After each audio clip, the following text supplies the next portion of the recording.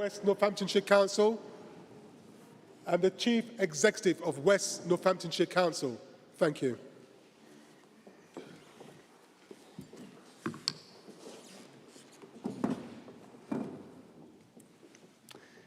Thank you. Please be seated.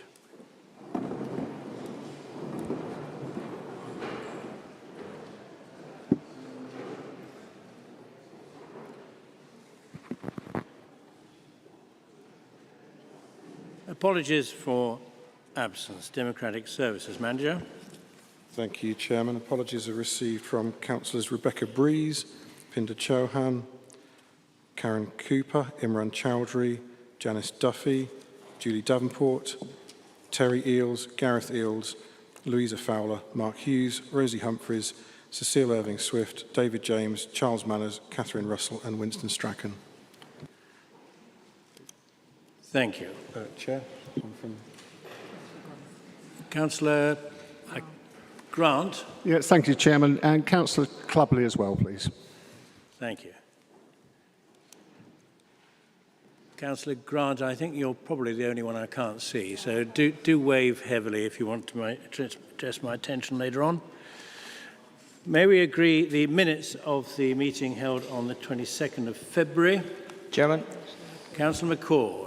The minutes are not aligned, Chairman, to the voting system as published on the website that recorded the votes as taken. I found a number of these and I'll go through them. I have, just before the start of the meeting, given you these in writing so it will help. Councillor Davenport is recorded as having voted against in the minutes on the Labour Amendment number 2, but the system recorded there as having voted in favour. I am recorded as having voted for Amendment number 4 from Labour, but the system has recorded properly that I abstained. Labour Amendment 5, the minutes records Councillors Davenport, Fowler and Hill as having voted against, and the system has recorded these 3 members as having abstained. Liberal Democrat Amendment 1, the minutes record Councillor Bowen and Chowan as having voted in favour, and the system records as having voted against. Councillor Beardsworth is having voted in favour of the minutes, and the system records her as not having voted. The minutes on Liberal Democrat Amendment 6 did not record Councillors Pritchard and Salisbury Timms as having abstained, yet the abstentions are recorded for other votes. The system records Councillors Pritchard and Salisbury Timms as having abstained. Having so many obvious discrepancies with the system recording and the minutes, I just don't know what to trust, and I don't know how those members may have voted. Furthermore, the system has recorded as not having voted as opposed to abstained. Now, these members were present and did vote in other parts of the meeting. Now, most of those on the system registered as not voting were absent, but that included Councillor Patel, who had resigned by that point. And you, Chairman, are recorded as not voting, but I do suspect that might be just good protocol for chairs not to vote unless tied, and that may well be probably accurate. Some of the things I find odd, and given the discrepancies I've just listed, there are many instances of voters, of members being present and the system recording them as not voting. Labour Amendment 1, Councillor Beardsworth. Labour Amendments 2 and 3, Councillor Meredith. Budget substantive motion, Councillor Beardsworth and Meredith are recorded by the system as not having voted. On the housing revenue account, Councillors Chowan, Harrington, Carter and Fowler are recorded as not having voted, and Councillors Harrington, Carter and Fowler likewise for the council tax setting. Now, maybe they nipped out of the chamber, maybe they didn't want to vote and didn't want to register an abstention, maybe they left early or arrived late, I don't know and I won't make assumptions. I'm just left with a very uncomfortable feeling that there are many discrepancies between what's recorded on the system and what's in the minutes, and how I voted and what recorded I know to be wrong. And I suspect there might be others, and other members might want to check now. And find it odd that some of it's not consistent with their normal voting pattern. However, what is important here is not that the resolutions will stand. We must have accurate minutes, but it's a legal requirement for all those budget reports to have recorded votes, which must be accurate. So I move, Chairman, that we do not adopt these minutes. Thank you. Is there a second of that proposition? There being no seconder, we won't take that. I'll ask Paul Hanson to respond in a second. Two comments from myself. Firstly, on my own voting, it is indeed my practice in the chair not to vote at all on any motion. I've not done that since I took the vice chair some time ago. Secondly, on the point of accuracy of minutes, it obviously is extremely helpful, indeed essential, if members have a detailed comment on accuracy of minutes, to raise these at the earliest opportunity, at the very least at the beginning of close of play last night or first thing this morning. Councillor McCord, yes, you did raise these, but at 5 to 5, so Mr. Hanson's not had really much opportunity to respond, but he has indicated that he wishes to respond to your comments now. Paul. Thank you, Chairman. Yeah, obviously, clearly there's been an error transcribing the record of the vote, which I downloaded at the end of the meeting and then uploaded to our website the following day, as a number of members had requested access to it. So we will review the record and ensure that it is correct. Obviously, with 93 members, we can't keep track of who leaves the chamber at a given point in time. In the case of Councillors Beardsworth and Meredith, they did indicate on a couple of occasions that they were unable to cast their vote, and so we recorded it for them. I'll check with them to make sure that what we recorded is accurate. But obviously, if any members do have a problem voting using their pad, then they can raise that with us and we can come and help them at the appropriate point, and we have done that in the past. Thank you, Chairman. Thank you. Subject to those comments, may I sign the minutes as an accurate record? Thank you. Can my we note, Councillor McCord, we note your comments, and they will be minuted. Thank you. As I said, in the future, please let us have detailed criticisms of the minutes at the earliest opportunity. Item 4. We know the sad passing of David Lang of a couple of weeks ago. He was High Sheriff in 2010, Lord Lieutenant in 2014 until 2020. Pro-Vice Chancellor of our university from 2015, intimately involved in the move to the Waterside campus. Great friend and supporter of the Community Foundation, the Northamptonshire Association of Youth Clubs, St John's Ambulance and MPAT, a tremendous asset and friend and supporter of the county and the district. Let us commemorate his passing in the usual way for our council.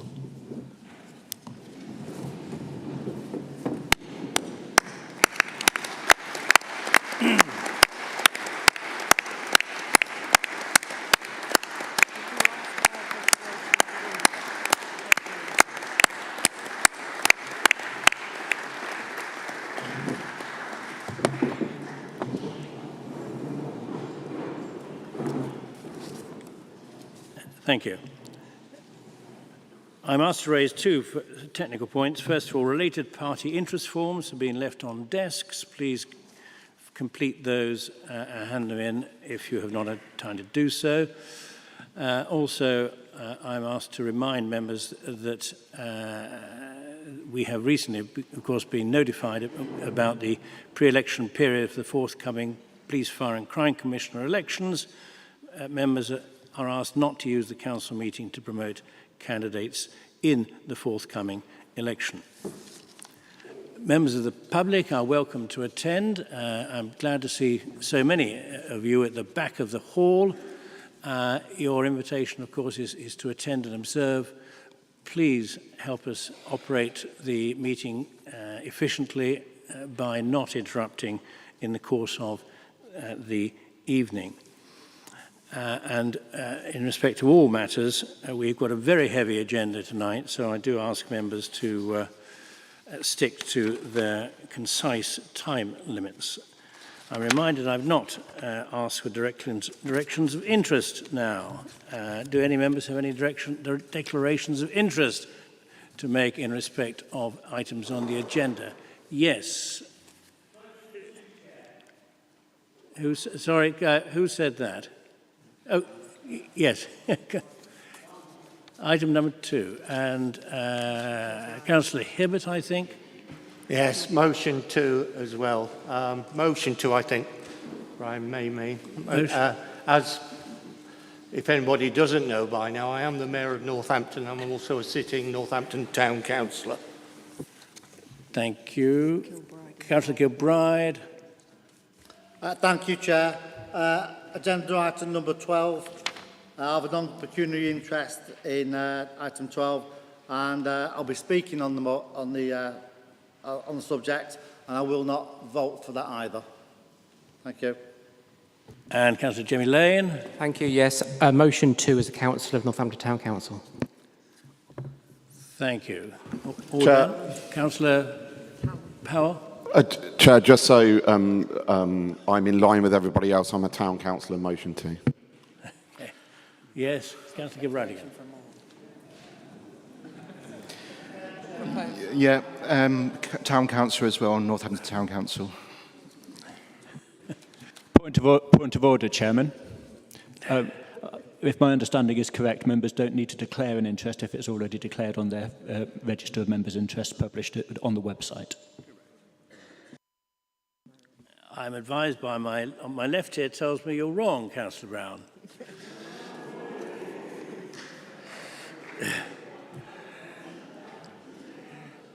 Item 5. Can we have that minuted as well, please? Public participation. Councillor Meredith, I'm sorry, Councillor Meredith. I declare I'm a town councillor and very proud of it. Yep. Thank you, Councillor Meredith. Councillor Stone. I'd like to declare an interest in democracy, Chair. We've got a very full agenda. We're not going to get through all the business, and I'm wondering why you didn't choose to have 2 meetings instead of cramming everything into one. That's not in my gift, I don't think, but let's move on. Public participation. There's been one request to present a petition and address the meeting under this item. Mr. Phil Pinder. Take the chair, please, and you have 3 minutes.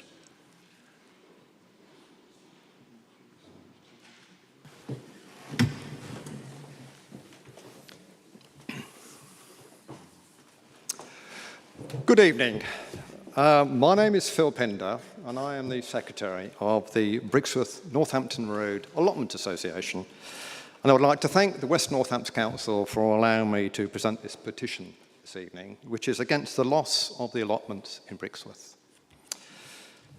Over 1,134 people from Brixworth have actually signed the petition, and residents from the surrounding villages as well. And they all feel very, very strongly about the loss of this valuable asset to the village.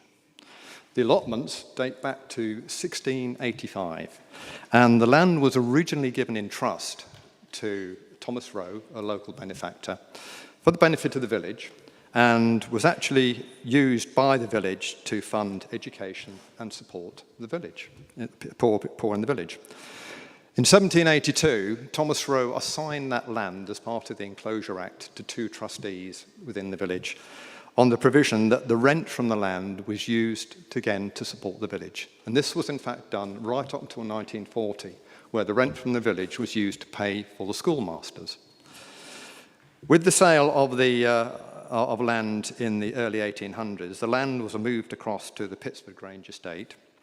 And in 1950, when the Pittsford Grange estate was split up, William Cross acquired Hill Farm, which included the allotments. And these allotments are just over 2.5 acres with 65 plots and are all worked by 50 families from the village. But the petition has been set up in response to what the landlords, the Cross family, have actually proposed for us. And they are looking for us to vacate this land to apply for a speculative 20-house development in the village. But this is their final piece of land. They've sold off all the rest of the farm that their grandfather owned, And previously, they sold off the land used in the Saxon Rise development in Brixworth, where they developed 247 houses. They value the land at £100,000 per plot, and initially they offered to us, the Allotment Association, the opportunity to buy this land at £1.5 million that we feel is a little steep. But allotments are increasingly coming under attack from developers, and research has shown that by Sheffield University and the Institute of Sustainable Food, that there's been a 65% reduction in allotments since the 1950s. And last year, The Guardian reported that over 160,000 people are on waiting lists for allotments around the country as well. But our allotments are a significant benefit to the village. They provide locally grown produce, and some of that produce supports our food larder in the village. It reduces the cost of living for individuals, provides healthy outdoor exercise, promotes well-being, but also supports the local environment whilst increasing viability.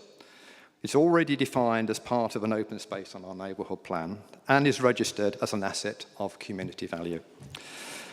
So we've rigorously been fighting this with the Cross family and hope to get a resolution. If we don't get a resolution on September the 24th, we will actually be evicted from the site. So in presenting this petition, our ask of West Northampton Council is this. We acknowledge the strength and wording in the emerging PL11 combined local plan and ask that this is adhered to. Given the importance of allotments, we think it would be valuable to actually conduct a wider review of allotments in the area so we can establish demand but also protect them for the future. And finally, we are asking support from WNC in our quest to retain allotments for the benefit of future generations. Allotments are the lifeblood of many communities, and their importance in society is increasing. So it's important we protect them and the communities that use them. Thank you. Thank you, Mr. Binder.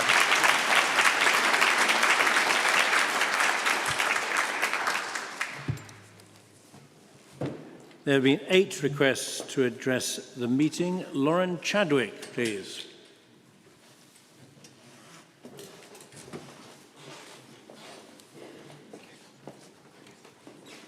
Lauren Chadwick will be followed by Graham Ferry.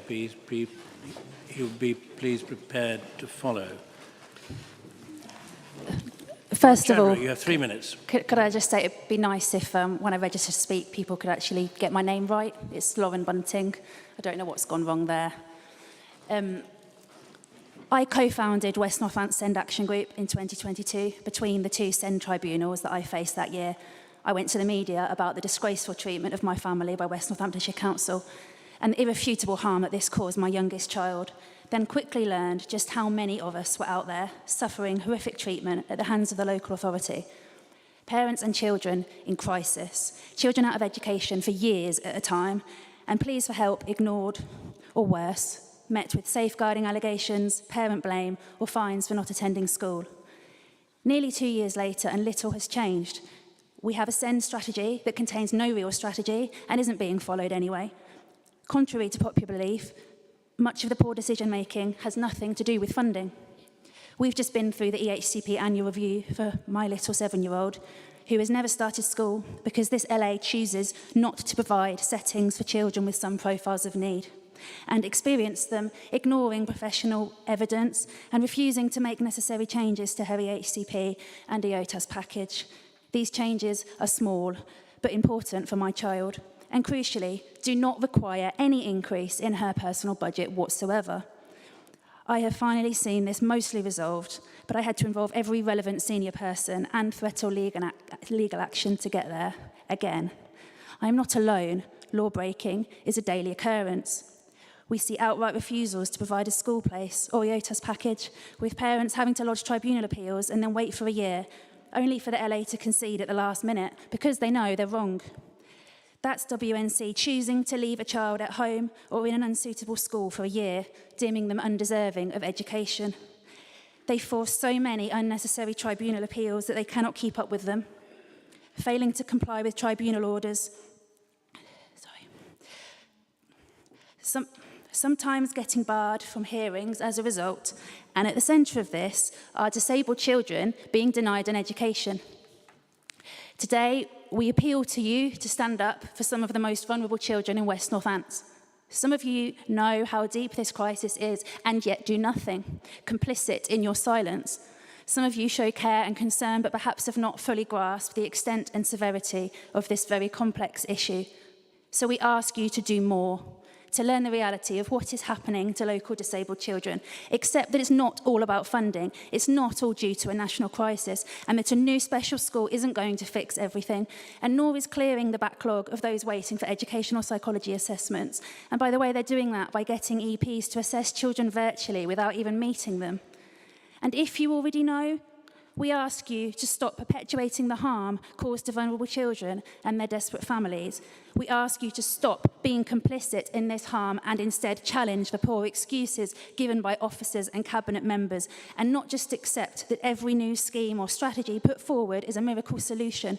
We ask you to do what you were elected to do, to represent the people of West Northants, even when they don't have a voice and even when it isn't easy. The very first thing that must happen is a dramatic culture shift. And much of that needs to happen right here in this chamber. Thank you.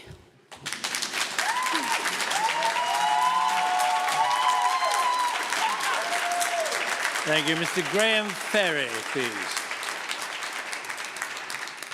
Graham Ferry, followed by Councillor Jane Birch. Mr. Ferry.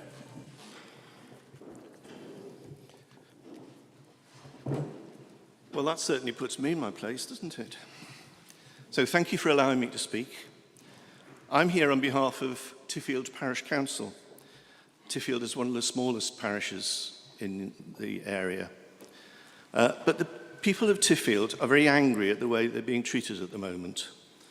And it appears that that unhappiness actually surrounds us in North Towcester.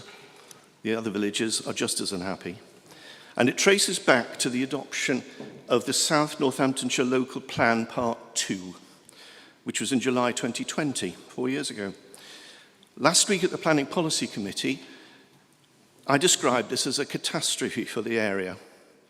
The unexpected consequences of the vast, economically sterile B8 warehouses make North Towcester a very unpleasant place to exist. Sorry, will make Towcester a very unpleasant place to exist. The weakness of LP2 has allowed for these inappropriate monsters that will blight our landscape for decades to come. After 4 years of complex traffic modelling, we still have no credible plan for an economic solution to the severe traffic problems that the modelling predicts. The latest model submitted by DHL itself predicts gridlock by 2031. Even before AL 1, 2, 4 and 5 are taken into account. Yes, ladies and gentlemen, you've already approved severe traffic problems for us. Please stop now and don't make it any worse. We had hoped that the creation of a consolidated plan might pull us back from the damage done by LP2. The focus of our criticism of LP2 was the weakness of the plan and the existence of sloppy statements that allowed the developers to exploit WNC planners ruthlessly. The new document appears to be even weaker than the previous. It focuses around preserving existing employment sites, despite the well-studied ill effects that will inevitably follow. So face the facts, please. Northamptonshire has more distribution warehouses either built or proposed than the infrastructure can deal with. We need you to say no to the developers. Ultimately, your responsibility is to the people who live here. I propose to you that this is your golden moment to demand a better plan. How you do it is up to you, but the people of West Northamptonshire deserve a solid, well thought out and resilient plan that provides hope that we can continue to enjoy the beautiful place we live in. Thank you.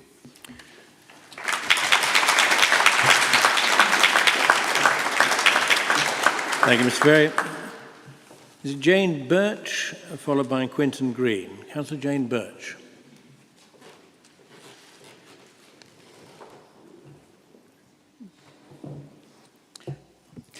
Thank you, Chair. I speak to you as a town councillor, Northampton town councillor, and join many of our colleagues here tonight. On your agenda papers tonight, there's a motion proposed by our WNC colleagues asking for a business case to justify the financial reasons behind evicting Northampton Town Council from its historic home and to reconsider the decision based on evidence provided by scrutiny of the business case and logistical benefits. Some of you may be puzzled by the furore surrounding this decision. You may know little of the history of Northampton and the highly iconic role this Guildhall, in which we are all sitting here tonight, has for the residents of the town. It was built in 1864 with donations from residents and has always been viewed by future generations as belonging to Northamptonians. To further explain, on the 22nd of March 2021, at the time of the local government reorganisation, NBC, Northampton Borough Council, passed a motion at full council declaring that the old part of the Guildhall, the Town Hall, is the recommended headquarters for Northampton Town Council. The recommended tenure is to be a long leasehold let on an internal repairing basis. Furthermore, on the 15th of July 2021, only 4 months later, at WNC full council, a motion proposed by councillors Adam Brown and Gareth Eales said that this council recognises the importance of motions passed within the 4 previous authorities in West Northants catchment area, that it is crucial to ensure democratic decisions are retained and flow into the present-day thinking of WNC. Upon a vote, this motion was carried. So, do you, as a democratically elected authority, flagrantly disregard binding decisions made by sovereign councils? In April 2021, Northampton Town Council was given a 3-year lease to occupy 5 offices, 2 meeting rooms and the Mayor's Parlour in the historic Guildhall. During the 3 years, detailed negotiations were to be held to settle the terms of a long lease. Those 3 years have passed, with that temporary lease now being extended until April 2025. WNC are now backtracking on all previous intentions and require Northampton Town Council to vacate the Guildhall with the exemption of the Mayor's Parlour, leaving the Mayor isolated with no office space or staff to organise his very busy schedule or to collaborate with each other on important civic events. To date, the current Mayor has undertaken 268 engagements. You may question why the Town Council matters to the residents of Northampton. We serve 130,000 residents and are proud of a multicultural and multi-ethnic communities which bring richness and diversity to the life of the town. Our precept is modest, £48, and has not increased since 2021. In the past few days, you will have all received your council tax bill, and we'll see how much your town or your parish charges. Some parishes are charging 4 times that of Northampton. Over the past 3 years, we have funded, through our generous grants, over 250 voluntary community organisations and charities to the sum of £470,000. Youth organisations have received £123,400. Organisations providing food... Can we wind up, please? Organisations providing food, banks, community advice and warm spaces have received £750,000. As an example, for every £1 of grant funding to youth work, the social impact is worth £7,000, providing needed support at grassroots level to prevent young people and families reaching a level of crisis where early intervention is far more costly to the statutory services at a later stage. Since 2021, Northampton Town Council has saved the local authority on average £864,000. You've considerably exceeded your 3 minutes. Please wind up. I will do indeed. Right. In last week's Chronicle and Echo, there's a full-page spread of 10 things that Northampton will provide for its residents in early 2024. All 10 are either funded or sponsored by the Town Council. And we fund festivals, civic and heritage events, bands in the park on Sundays to April, October, and so on. All these events bring residents and visitors to the town and support our businesses. They create a sense of pride and belonging while celebrating our rich history and heritage. Thank you, Councillor Birch. We will be debating this later on. Can I just finish, because I think the last part is really important to end with. The question is why? Why would West Northampton want to fragment a town council? As many guises has represented the people of Northampton since 1198. In years to come, many residents will question the motives of your actions. Councillor Birch, thank you. And the consequences of ill thought through proposals Order. will resonate. Thank you, Councillor Birch. Thank you. We will be debating this later on.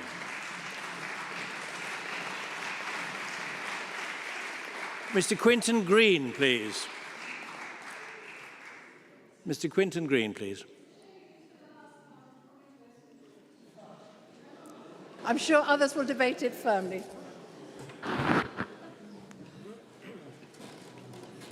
Mr. Green, followed by Tina Matthew. Mr. Green, 3 minutes, please. Thank you, Council. Afternoon all, my name is Quinton Green. I'm the founder of a charitable initiative called Knife Crime Victim Support and the managing director of the recently formed MAP Pathways CIC. May I start by commending the work that is ongoing to reduce knife crime and serious violence. The launch of the Serious Violence Strategy is encouraging and indicates a county-wide shift that addresses the issue. I'd like to thank Councillor David Smith for his good work and for his continued support with many of our initiatives. I'm here today to pay tribute to 16-year-old schoolboy Fred Shand, whose life was tragically stolen from him in Kingsthorpe 1 year ago tomorrow. I invite you all to join us at his memorial on Kingsheath Square at 5:30 tomorrow, where I'll be sharing the following short poem, written with the help and from the perspective of Rohan Shand, Fred's father. How does your heart go from beating twice as fast to feeling like it's been left behind in the past? I'm finding this hard. I can't go to see my boy or even write him a card. I won't see him get married, I can't buy him a car. Fred, are you flying with stars? Are you in a parallel world? Are you higher than Mars? When will I get a chance to see you again? Do I write in advance? There are so many questions I've been trying to ask. Does this moment in time signal the end of another? When your mum passed away, we would fend for each other. You're a friend and a brother. There are thoughts in my mind going 10 to a dozen. You were sent from above, son. I had to call back home and scream, they've taken a loved one. I knew there and then all the damage it would do. The shockwaves crossed the ocean and tore my family in two. If I told my antagonist to stand in my shoes, they'd curl up at the bottom of the landing confused. It's like I'm carrying the weight of the world on my shoulders with bloodshot eyes and blisters on my feet. Through the pebbles, the stones, the rocks and the boulders, if I cry in silence, will they listen when I speak? But I can't find my voice when I'm semi-conscious, where it's hard to wake up, but it's difficult to sleep. I think the family look to me as the strongest, but deep down inside I'm falling to pieces. Our family tree has stood the test of time through the wind and the rain, and we've still added branches. But when you lose your boy like I lost mine, that's when you know what an avalanche is. Have you ever been suspended in disbelief, where it feels like you're living on borrowed time? My tears tell a story, a dad flooded by grief, overflowing with love, but feeling hollow inside. I hope God is your guide, and you're painting the horizon. I just know he gave you wings, and you're an angel beside us. We're all made up of stardust, but you're a ray of light, and you amaze me of a father. So I don't know if I'll come back to my senses. The pain of losing you is practically endless. Now I'm feeling fragmented because you changed my life and I changed my life for you. And in the book of my life, you're a highlight for true. Will you fly like balloons? And when the skyline is blue, I know you're looking down like the twilight of the moon. because we used to play football and we used to make food. You used to say good evening. I taught you not to be rude. You used to fix my phone and go shop for me too. We used to watch films at View, and there's a lot we didn't do. Somebody locked me in a room. Now I'm incarcerated with no parole and no release date. Just me, myself, and my mind state. I'm not coping much these days because what happened to us is inconsistent with nature. No parent should have to bury their child's future. Your clothes are still in the wardrobe, your Xbox and your gaming chair. Your room's exactly how you left it. I made sure when I prayed in there. And I was on my knees, near your Bible on the side, reading your friends' names on the football top they signed. And then I closed my eyes and reached for your hand and joined you in my dreams, me and my boy, Fred Shand.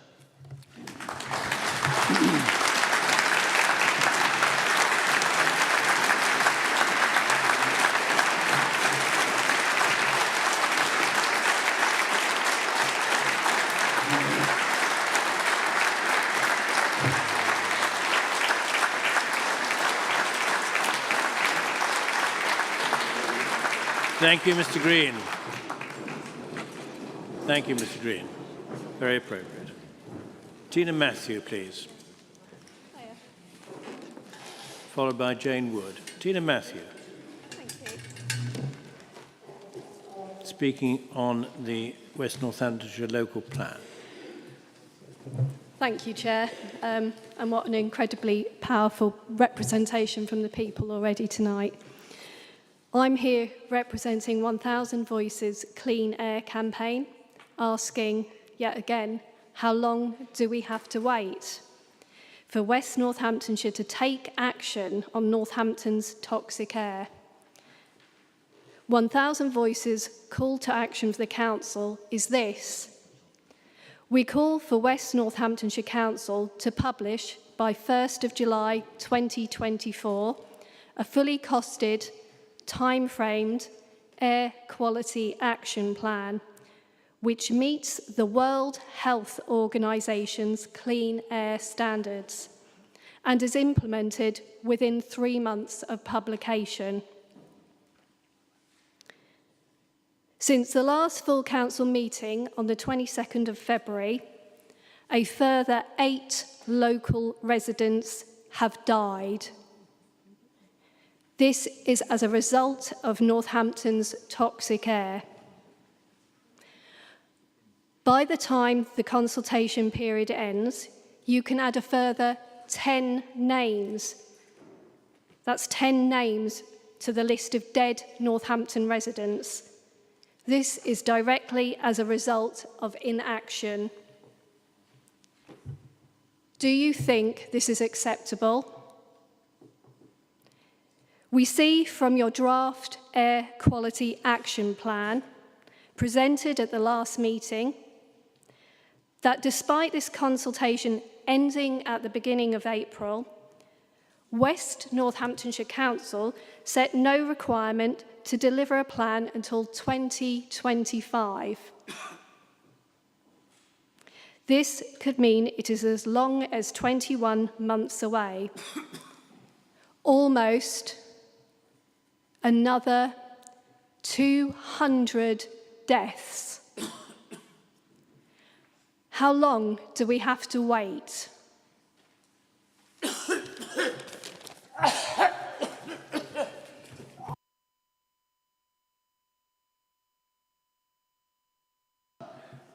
Thank you.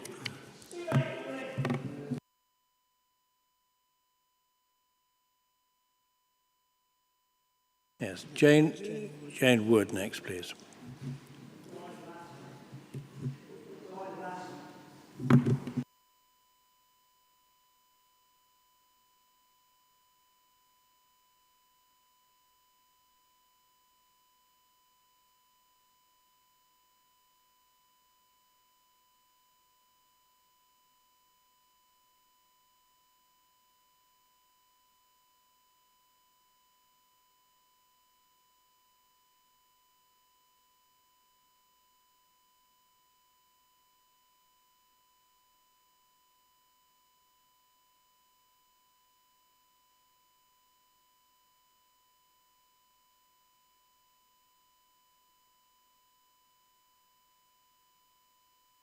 Jane Wood, please.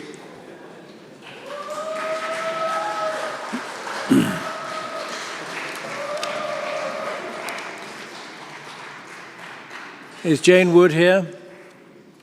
Yes. Speaking on the West Northamptonshire Plan. Thank you.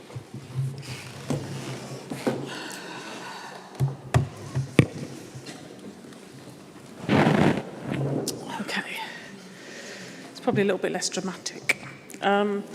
So, good evening. My name is Jane Wood, and I'm making this statement on behalf of Climate Action West Northamptonshire in relation to item 15 on the agenda, the West Northamptonshire Local Plan. No one could be more pleased than us to see the response to climate change described as a golden thread throughout the plan. And the need to mitigate and prepare for climate change is indeed picked up in numerous places. We do not underestimate the significance of this. Our reservation is that the plan containing this golden thread is founded on the myth that everyone can carry on very much as we are, with some adjustments to address climate change. I know this characterises the plan somewhat unfairly. There really is a lot in there that will drive positive action on climate. But changing our ways means we've got to ditch the bad stuff as well as bring in the good. We can't expect to get healthier by eating vegetables if we're also still gorging on junk food. When the plan says the motor vehicle should be subordinate in importance on the street network, and why not must instead of should, does this mean reducing space for cars on our urban streets and giving it to buses, pedestrians and cyclists instead, with the council sticking to its guns in the face of fierce opposition from motorists? Strategic logistics development, like the ones that the gentleman from Tiffield was talking about earlier, and the rail freight interchange are all going to generate substantially more traffic, as both of these are just stopping points on the road to final destinations, which obviously are reached by road haulage. It's going to take a lot of people getting on buses and bicycles to offset that. It's great to see the enhanced sustainable development standards for new builds, although some would argue these could go further. Energy consumption standards for housing are very welcome. But the plan says nothing about how the council expects existing residential buildings to be made sustainable. This is a much harder nut to crack and a bigger one in terms of mitigating climate change. Perhaps that's outside the scope of this plan, but it's a really large elephant in the room when it comes to delivering on net zero targets. Perhaps the gaps in the plan aren't the fault of the council, which is obliged to feed the planning system monster what it wants. This local plan sets clear, reasonable parameters for development and avoids letting developers take control, so as a land use plan it works. Is this plan sufficient to see our communities thriving with increased health and well-being and reduced inequality in 15 years' time? And will it do enough to safeguard those communities against the effects of climate change? Unpredictable weather patterns resulting in food and water insecurity, and forced migration and conflict coming closer to home as more areas are rendered uninhabitable by heat and drought. We are in a climate emergency, and this is not a plan for an emergency. Thank you.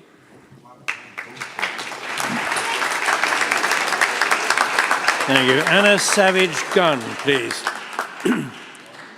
Anna Savage-Gunn, please, followed by Gordon Kerr. Savage-Gunn, 3 minutes, please. Thank you. My statement is linked to Councillor David Smith's report on Safer Communities, page 53, paragraph 2. I'd like to congratulate the Council for the very successful International Women's Day event here at the Guildhall. A lot was shared and discussed there. The first being the Angelina inquiry. I'm sure you're all aware. PC Wayne Cousins raped and murdered Sarah Everard. And the initial findings were revealed and discussed. We talked about how abuse hides in dark corners. PC Cousins hid in plain sight in the police force because others failed to shine a light into his darkness when they had a chance. The Angelina inquiry, the preliminary recommendations are that those in public office should be vetted. Northants Police have bravely offered to be one of the first forces to be forensically vetted. And the BBC reported that 9 officers have been suspended pending investigation into rape and sexual assault. Indeed, a government minister, Simon Hoare, wrote a letter to all councils on the 18th of January saying, I quote, I feel strongly that adopting a best practice of enhanced DBS checks for all councillors serving on committees and with responsibilities for children's services or services for vulnerable adults is important to provide public confidence in our political representatives.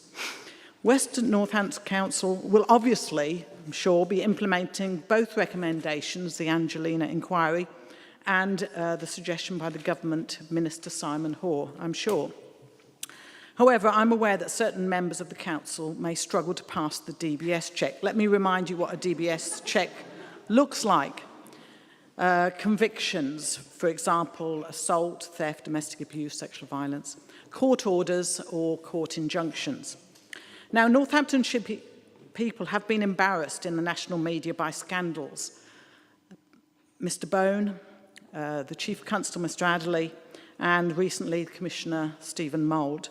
We have suffered the horror, the shame and the national ridicule.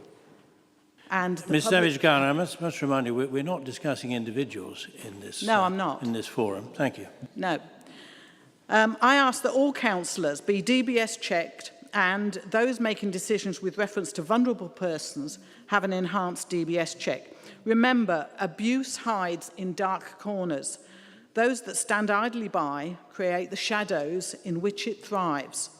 West Northants Council, take a lead from Northants Police. Shine a spotlight into the shadows. I call on the leader of the council to spearhead this initiative as a matter of urgency. Thank you.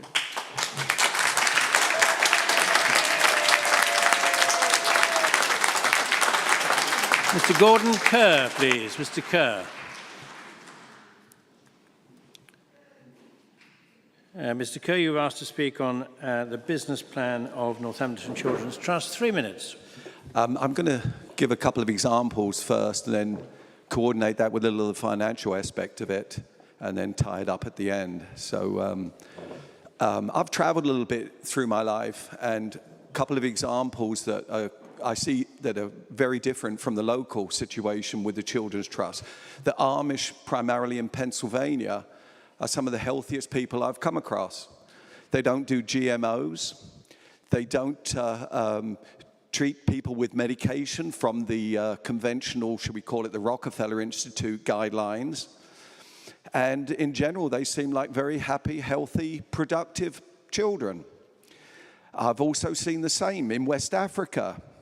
The people there are very civilized.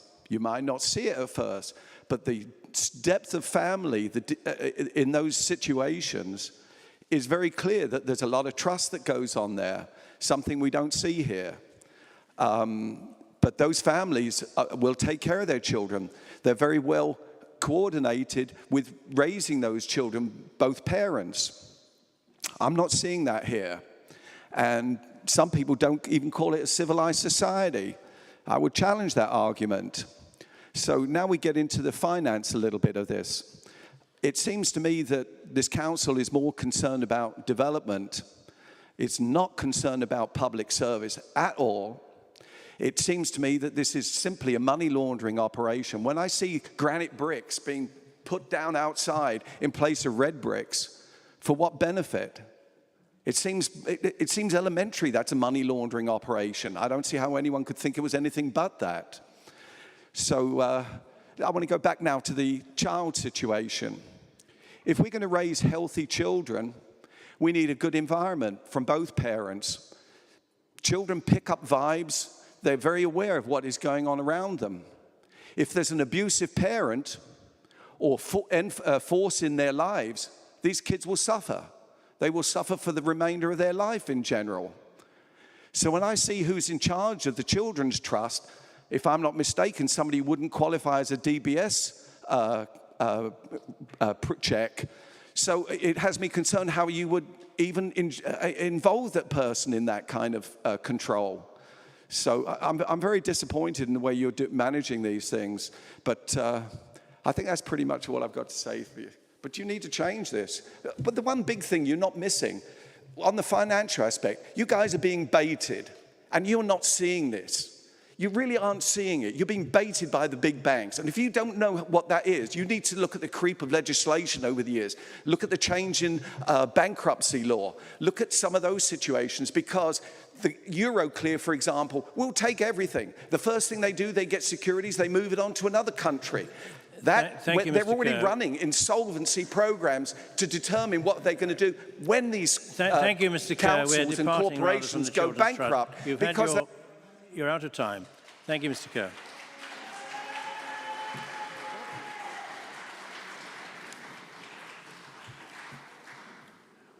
Roger, can we have these lights on again? Roger, could you put the main lights on at the top, please? Thank you very much. Item 6, opposition priority business. Councillor Wendy Randall.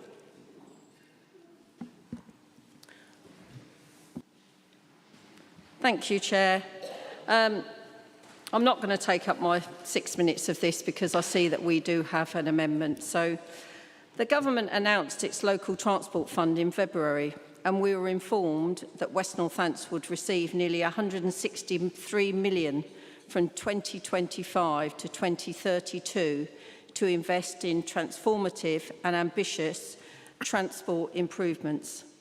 The Labour Group believe in honesty and transparency, and so do our residents. This motion today is asking Council to call on Cabinet to set out clear plans of how the funding will be used to improve the conditions of our highways, pavements, local transport and bus network, and the Council's active transport offer. We need to really look at connectivity for our rural areas especially, and this is something that the Labour Group would welcome. I'm sure if you listen to the voices of our West Northants residents, it will come as no surprise to you that daily we hear of complaints about the state of our highways. Every day on social media, we hear of people getting their cars damaged by potholes, and this is totally unacceptable. And as an authority, we have a responsibility to maintain our roads, and we are failing badly. It is also not acceptable that a pothole is only repaired when it gets reported. Many of our roads are in a really awful state, and they are busy roads. And you can't and shouldn't be expecting residents to take life in their own hands to measure the depth of a pothole. Daventry has made national news this week over the state of our roads, as signs have been appearing all over the town by a resident now known as Daventry Banksy. And the signs are saying, "Welcome to Pothole Daventry, twinned with the Grand Canyon." You know, it really does say something, doesn't it? When residents have gone to that length that they are installing signs all over the town because enough is enough. I will leave it there. Thank you. Thank you. Councillor Bob Purser. Thank you, Chair. I'll formally second the motion and reserve my right to speak later. Thank you. There is an amendment on our desks. Councillor Larratt. Thank you, Chairman. The amendment is on the desks, and I would like, in actual fact, to correct, when proposing this, the second paragraph, which unfortunately contains an error. And that should actually read, the Corporate Overview and Scrutiny Committee identified that government allocated us an additional 1.9 funding in road maintenance in 23-24, plus a further 1.3 million from HS2 savings. This has been reduced to just 1.3 million in 2024-25, a reduction in additional budget funding by government of 1.9 million on the road maintenance in next year's budget. So that's the correction. Mr. Chairman, I think we all agree that our roads are not in the best state, and it's fair to say that we do have problems. Finance is one of the biggest issues, but I'm very pleased that out of the government's £4.7 billion investment programme, the HS2 North project being cancelled, we've actually been allocated £162,831,000 from 2025 to 2032. That's good news, and I just hope that that money stays there and isn't filtered off or siphoned off for any other purpose. Let's hope that it's guaranteed and it actually remains. But I think the initial problem we had with this motion was that we didn't recognise the statistics. We are where we are, and the first paragraph actually reflects the situation that we are in.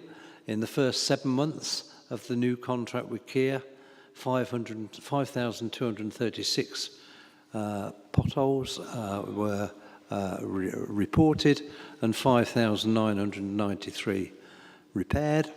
And the whole of the current financial year to date, we've had 10,440 potholes reported and 12,261 repaired. That is where we are, Mr. Chairman. We are repairing potholes, as I say, 12,216 repaired this year. I know there's issues as well with the footpaths. We are looking to address that, and will be addressing that in preparing plans to spend the money that we've been allocated by government. And I think we agree to share with everybody, all, and we'll publish it on the website, all members and partners, the guidance from the Department of Transport on the scope of the funding and how we can actually use it, and what we are required to do with regard to delivery. And I think we are aware of some of the wording that government has set out, and the bullet points in the final section notes that Cabinet will set out clear plans. Not asking Cabinet, we're noting that Cabinet will set out clear plans for residents on how this funding will be used to improve the conditions of our highways and pavements, improve the highway network, including road junctions, improve journey times for car and bus travellers by tackling congestion, and improve our streets so they're safe to walk children to school and increasing accessibility for all. That's not everything, but those are some of the priorities that we need to address. So I'm happy to propose that amendment, Mr. Chairman. Thank you. Thank you. I must remind members of the public you're very welcome to attend, but please do not interrupt the proceedings at all. You're in very close proximity to members who are working hard tonight and who have to clearly understand what is being said. Councillor Anthony Bagot-Webb to second. Thank you, Chair. As Chair of the Highways Contract Oversight Group, I'm very familiar with the Fix My Street stats and have regularly discussed them with both WNC Highways and Kia leadership teams, and concur with the numbers as shown and also the plans to deal with this difficult matter. I'm therefore very happy to second this amendment. Thank you. Councillor Wendy Randall, do you accept the amendment? No, Chair, I don't accept the amendment. It's not an amendment, is it? It's like a rewrite.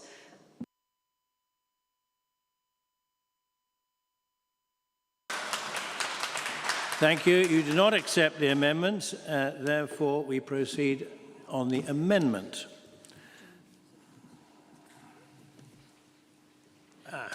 Right. Now, Councillor McCord, on the amendment we're speaking. Thank you, Chairman. I had written something, and I'm pleased that the portfolio holder has changed paragraph 2 of the amendment, because had he not done so, it would have been trying to put forward a false narrative. The fact is, as he has again confirmed, the funding is down by £1.9 million in this year. and no amount of spin from the other side of the room will actually overcome that. We have 1.9 million less, that's a fact. There's nothing we can do about it. But it is quite useful to be able to have YouTube, because I can go back and get verbatim exactly what was said 4 weeks ago, right here, when we discussed the amendment that I put down to restore that £2 billion cut to the roads maintenance budget. And then Phil said, yes, I agree, our roads are not in the best of states. He continued, yes, the 1.86 million that was awarded to us by the government when they announced the budget in March, we haven't been told whether or not we're getting that this coming year. Well, now we know the answer. We're not. And he said, yes, we're getting the additional HS2 money. And tonight, it was an attempt to try and tell us that was different. So I'm pleased that that's happened, but I'll speak again when we come to the substantive motion. Thank you. Thank you. On the amendments, I have Councillor Wendy Randall, Bob Purser, Zoe Smith, and Councillor Michael Brown and Councillor Meredith. Please keep these comments brief. Councillor Randall on the amendment. Thank you. Our roads have been getting worse and worse and worse over the years that you have been in power, when it was the County Council and now WNC. It has got, how bad is it now when you see people driving along the road, not even sat comfortably in their seat for fear of damaging their cars? And what is even worse than that is how many cars are being damaged, and people then can't even afford to go to work the following day because they can't afford to replace their suspension or their tyres and anything else. And when they are putting in a claim, most of those claims are knocked back. And I want to understand why that is. Because if you go onto Google and you go onto the website and you read what AA and the RAC have got to say, they say in most cases residents should be able to make a claim against the authority because it is their responsibility to maintain these roads. So I'd like it to be made very clear whose responsibility it is when these cars get damaged through potholes that aren't being repaired. I spoke to the police a few weeks ago. Now they are being called out to guard a pothole when cars are driving through these potholes, damaging their cars and then waiting for a temporary repair. I asked you last week at Cabinet whether those pothole numbers recorded were temporary fixes or permanents, and you said they were permanents. I don't think that all those figures that are quoted now are permanent repairs. In Daventry, nearly all of our repairs aren't permanent repairs. They're temporary repairs. They're repaired badly. I don't know who makes the repairs. I don't know if they're subcontracted out. I don't know who checks on the repairs, but they are absolutely shocking.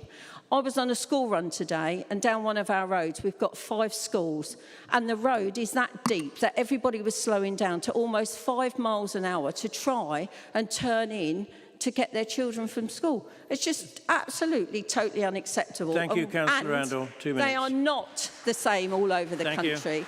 If you go to Milton Keynes, you go to Leicester, you go to Warwickshire, you cross that border and it is considerably different to what we have here. I must stick to time tonight. Thank you. Councillor Bob Purser. Chair, could I just say that we actually put 2 speakers down to speak?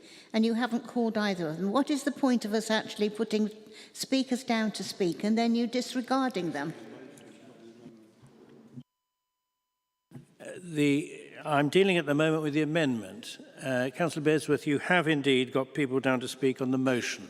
I'm dealing with the amendment at the moment. Councillor Bob Purser. Yes, Chair, I'm going to say why we can't accept this amendment. I think it illustrates the problem we have with this administration and with the Cabinet member responsible. We have a serious problem here, and they're treating it as if all is fine. Well, it isn't. Our roads are deteriorating, and the worse they get, the greater the cost of putting them right. I've heard that the weather was worse this last winter. I don't think it was. I think we had a lot of rain, but I don't think it was particularly bad. This time last year, we asked the Cabinet member for a plan of how the additional money was going to be spent. We didn't see it. We didn't see a plan of how that money was going to be spent.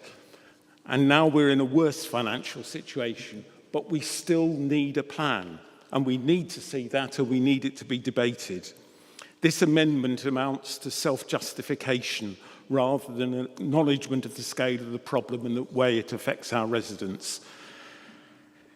I'm afraid if members opposite vote to support this amendment, it will just show that you're out of touch with the residents of West Northamptonshire at the present time.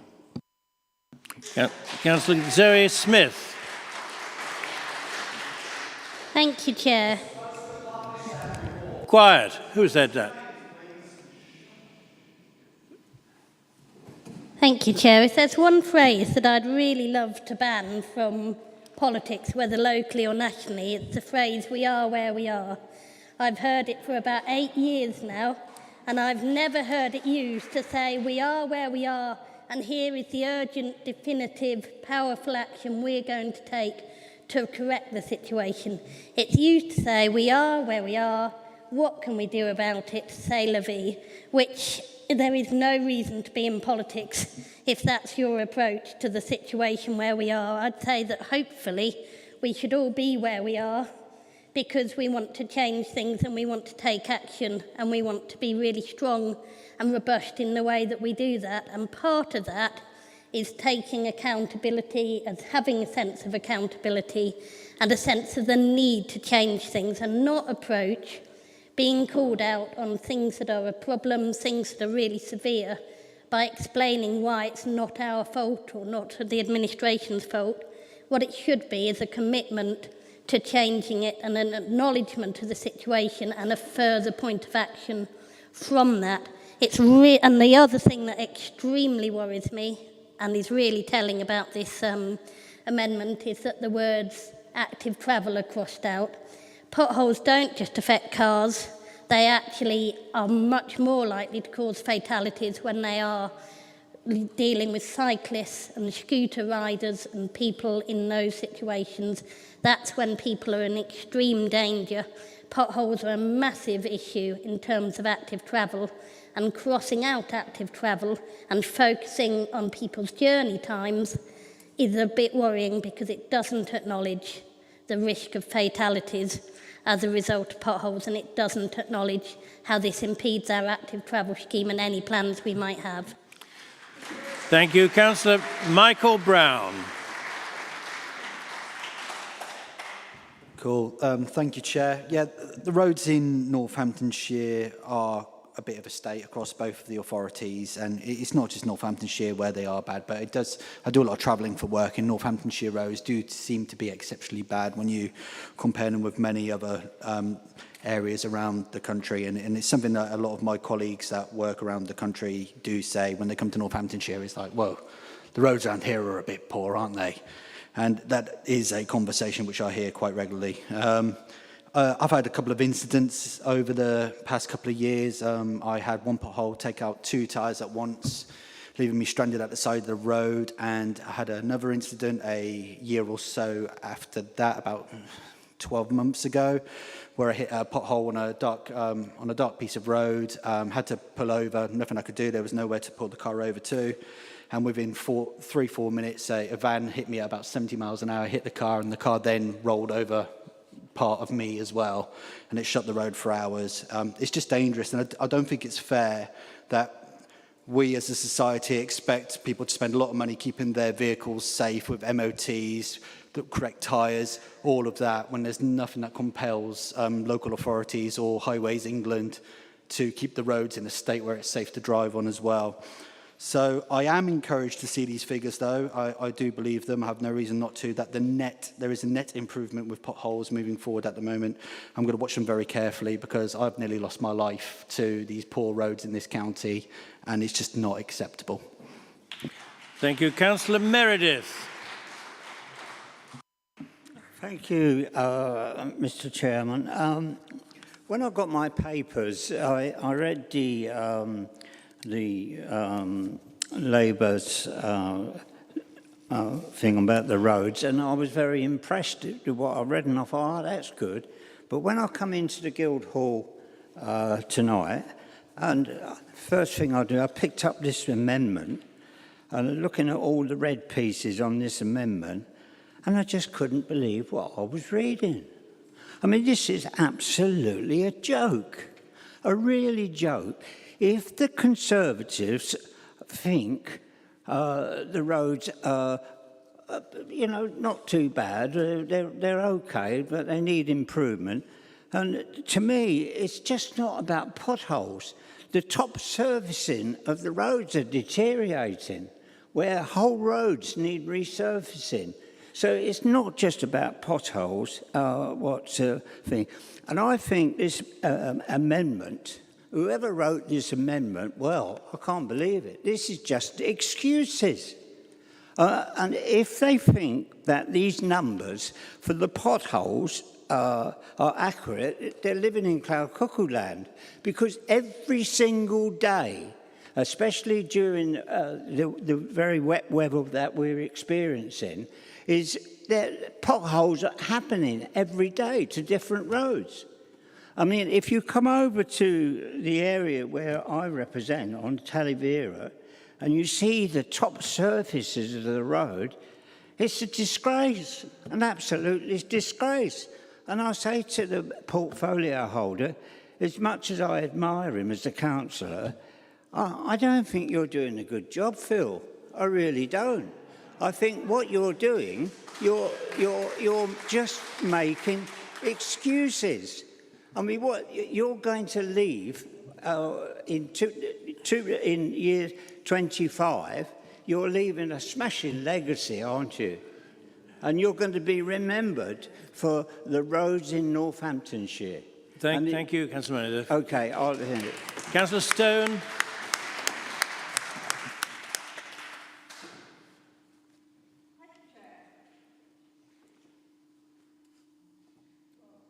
Oh, sorry. Thank you, Chair. I can't vote for this amendment because it's an attempt at whitewash, and it's trying to whitewash a really, really serious and very dangerous situation. So one of the things I'm really bothered about, and it happens all the time on this council, is that we don't have an outcomes approach. So for me, the question would be, are our roads safe? And the answer is no, they are not. So there is an urgency to this question, and it isn't just about potholes, it's about the erosion of the infrastructure on our roads. So I live on Billing Road. If you go on the Billing Road now, what you see are cars weaving around trying to avoid potholes, nearly hitting cyclists and scooterists, coming face to face with oncoming traffic. It's exceedingly dangerous. Those are not potholes on that road, they are craters, and all the way down the middle of the road, it's all being eroded. So it's like 2 inches lower than it should be. It's exceedingly dangerous, and it's urgent that it's done, and it's no good telling us numbers of potholes that have been filled, whether it's permanent or temporary, because the question remains, are our roads safe? And the answer remains, no, they're not. And we need urgent action now. And I'm really, really concerned that we don't have a plan to improve local transport and cycleways and scooterways, because we have got to deal with the volume of traffic that is polluting our air and making us all really, really unsafe. We need proper planning and proper consultation around those plans. And I don't want to keep hearing figures that don't mean we're safer. We're not, you know, this is like, what is it? It's a cover-up, isn't it? We need proper data and proper action. Thank you, Councillor Stone. Councillor Beardsworth. Thank you, Chair. I don't want to repeat. I totally agree with everybody that's spoken again tonight against the motion and the amendment. The thing is, I worry because although they're saying they're doing these repairs, we know a lot of times they're coming back and back and back again to the same pothole, and it's often filled up, it rains, it comes out, they're back again. So it's a dupe. We've got to fix things that are permanent, not just temporary. And it's causing a lot of problems. I was horrified to hear from Kia that they only do 3 pavements a year in total. And I just thought, 3 pavements, that's ridiculous. Just got the size of West Northants. Think about the old people who have to walk on it. Think about the children going to school.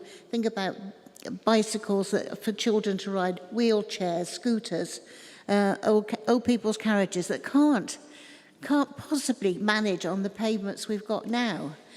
But the potholes are particularly bad. I was following a gentleman the other day and I could have sworn he was drunk because all he was doing was weaving in and out, and I realised then I hit a pothole myself, and I thought that's what he's doing. He's just driving in and out to avoid all these potholes. And it's dangerous. It's really dangerous. And I just feel so sad that the party opposite has decided to change all this motion because it spoke sense before. They could have added that they've had the extra money, but until the money's there and spent, I just don't believe it anymore. You know, we've had H2 that's been abandoned now, and we've got this extra money because of it, but will we get it in the end? I'm not sure. So I really do. I will be voting against this amendment, and so will my group. Thank you. Councillor Ashraf.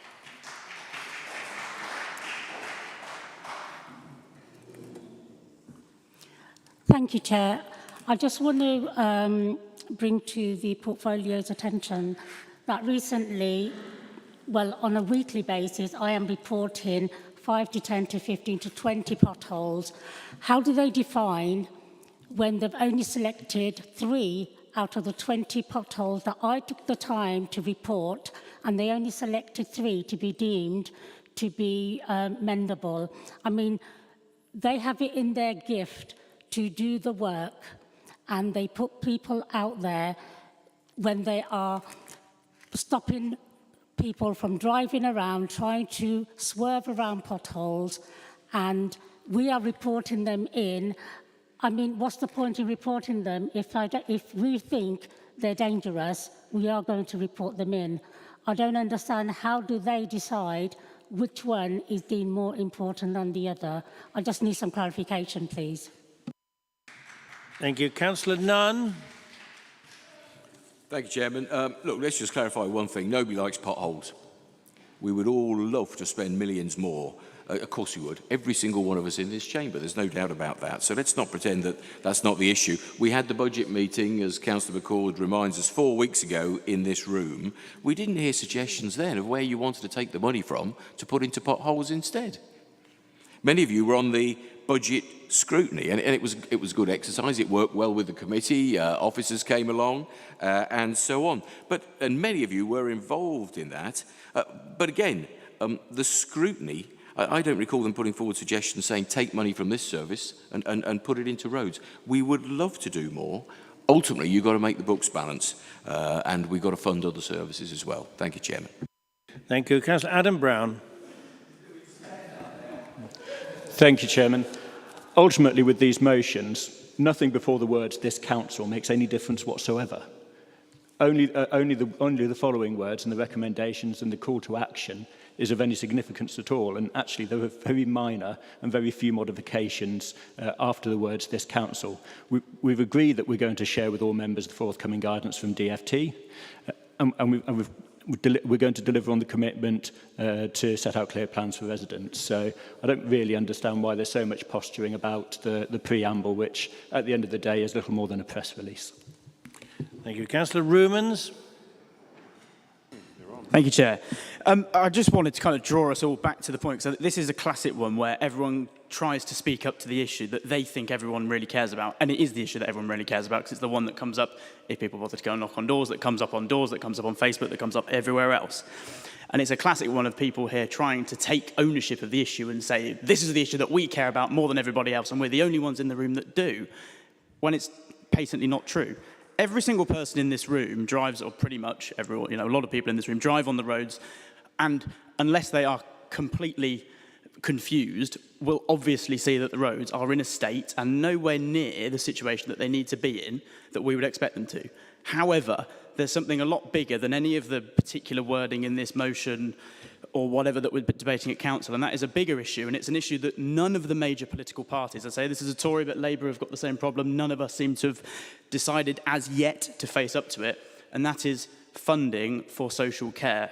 And until we sort out, and I'm nicking this, sorry, Mr. McCord, or Councillor McCord, but until we sort out funding for adult social care and children's services on a national scale, we will continue to see all of the services in front of you, the roads, the parks, the bins, everything else that's physical and place-based decrease, and we will continue to see the cost of these services rise. And until we sort that out, we will simply not be able to see massive increases of money that needs to go into improving our roads. So I think we need some cross-party work on this, whether that be locally or nationally or whatever, because unless we do that, unless we sort that out, this will not fundamentally get better. Thank you. Councillor Larratt, now to sum up and respond to the amendment. Councillor Larratt, responding to the amendment. Thank you, Mr. Chairman, and can I say I totally agree with Councillor Rumans. If this council, our Children's Trust, weren't overspending to the amount that they are, we would be able to do a hell of a lot. He said children, he said until we bring into line adult social care and children's services, then we're not going to get anywhere. And that is the fact. We need a fundamental review if we're going to address the issues of potholes. Don't get me wrong, I totally agree. The state of the roads is appalling. It's not good at all. And we're doing, we're investing in new technology to try and improve efficiency and effectiveness in responding to making them safe, making them better, but they're still growing.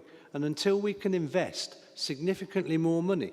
Now, this motion talks about the HS2 money, £162 million. Now, that really needs to be spent on fixing our footpaths, fixing our potholes. That has to be the priority. Yes, there are other things that we need to do to reduce congestion that is affecting air quality, causing delays and impacting on people's lives. We need to look at improving journey times, and we need to make our roads and footpaths safe for walking. Councillor Smith mentioned active travel. This active travel isn't going to be paid for out of this money. Active Travel England fund active travel schemes, and they will continue to do so. So this active travel isn't something that we are aware of that as yet, although we've still to receive it, that the government are going to support. Thank you, Councillor Larratt. We now move to the vote, please, on the amendment. Would we now please all vote for, against or abstain on the amendment?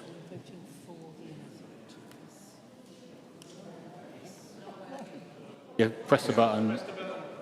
He's logged in,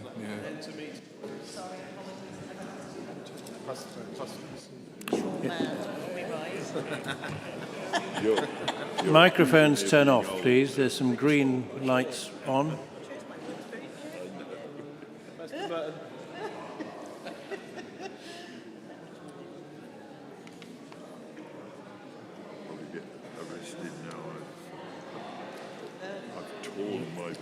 Oh no. There's a red light on. Who's that? Is it Adam Chandler? Is that your red light? No, it's gone.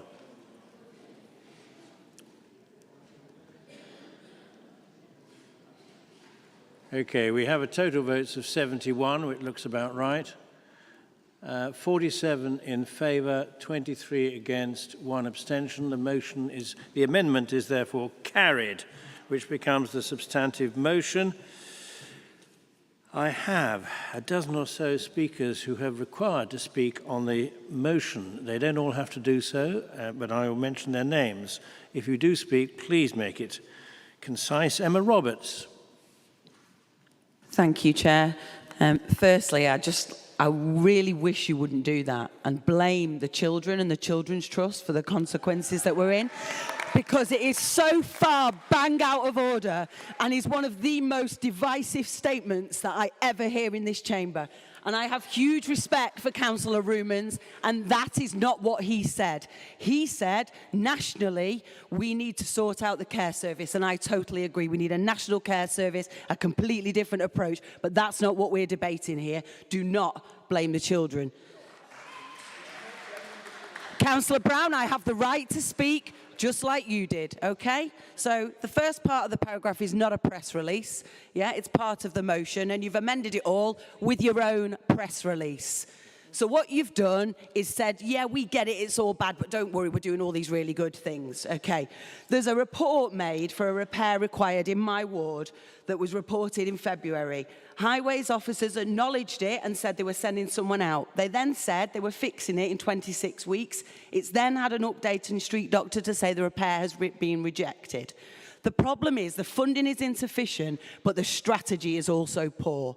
The strategy that we have for temporary repairs using improper materials is one of the reasons we've got this problem. And you're nodding at me, Councillor Howard, because I know you agree. So why don't we sit down and deal with the strategy?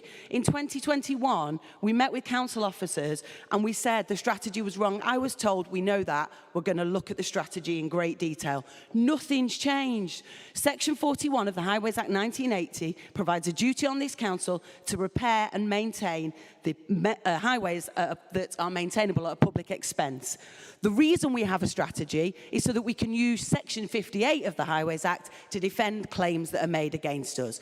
We need to adapt the strategy to not be about legal claims. It needs to be about appropriate repairs. So many roads in our areas are repaired badly and then have to be done again weeks later. So many pavements are repaired and then the road isn't. Thank you. It makes absolutely no sense whatsoever. Councillor Zoe And we need Smith, to amend please. the strategy and stop blaming everything else. Thank you.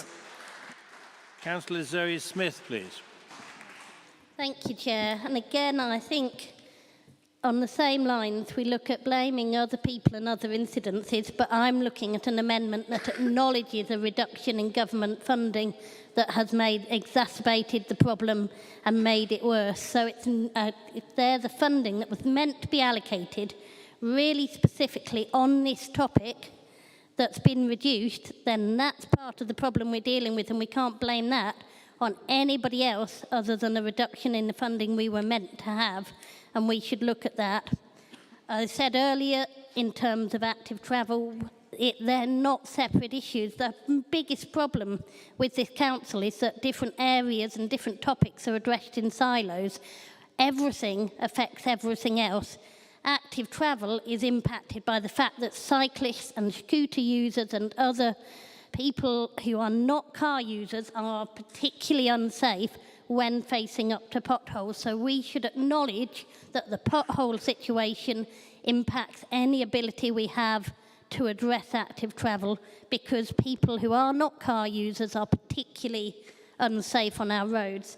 In Abington and Phippsville, it's the inaction, as it is in so many other places. Back in 2021, when Councillors Purser, Tarasiewicz and I were campaigning, in May we were reporting potholes.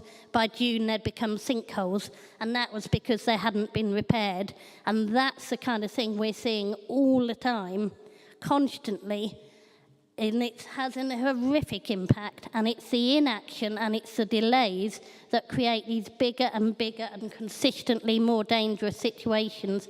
And we have got a legal and a moral duty to take action on that and to be accountable for what we are meant to be doing. Thank you. Councillor Keith Holland-Denham. So, I mean, the investment that we're looking into from the HS2 cancellation, we're missing an opportunity here at the moment with the wider local transport network in terms of buses. In my area, we've just recently lost one operator and it's been replaced with Stagecoach. the affordability for families in terms of getting those kids to school is doubled, basically. A monthly pass is double on Stagecoach compared to what it is on the Uno. We're not creating affordable alternatives for people to not use their own cars. We're just cramming. I mean, the pandemic was beautiful from one sense when I could walk along Cliftonville Road and smell fresh air and taste clean air. I saw the difference during that period from the lack of basic traffic on our roads. And we do need a modal shift in terms of how we get from A to B.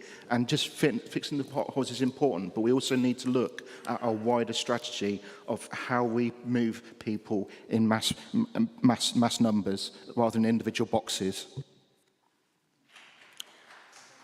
Thank you. Councillor Paul Joyce. Hi, Councillor Larratt. Is there a priority road repair list? I'm urgently requesting that Grange Road be put on it before there is a serious accident. Please, we need that road to be resurfaced. Commendably to the point. Councillor Daniel Stone.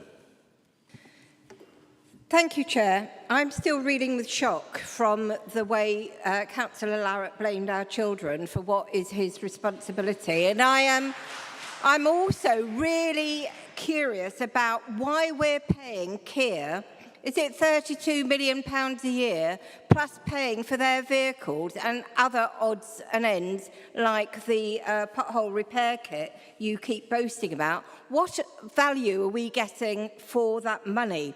And let me tell you something. The reason why adult social services and the reason why children's services are overspending is because you have decided to outsource all our most important services, and other people are making huge profits out of our community's vulnerabilities. And that is what you have done. And so don't blame the children for your doings.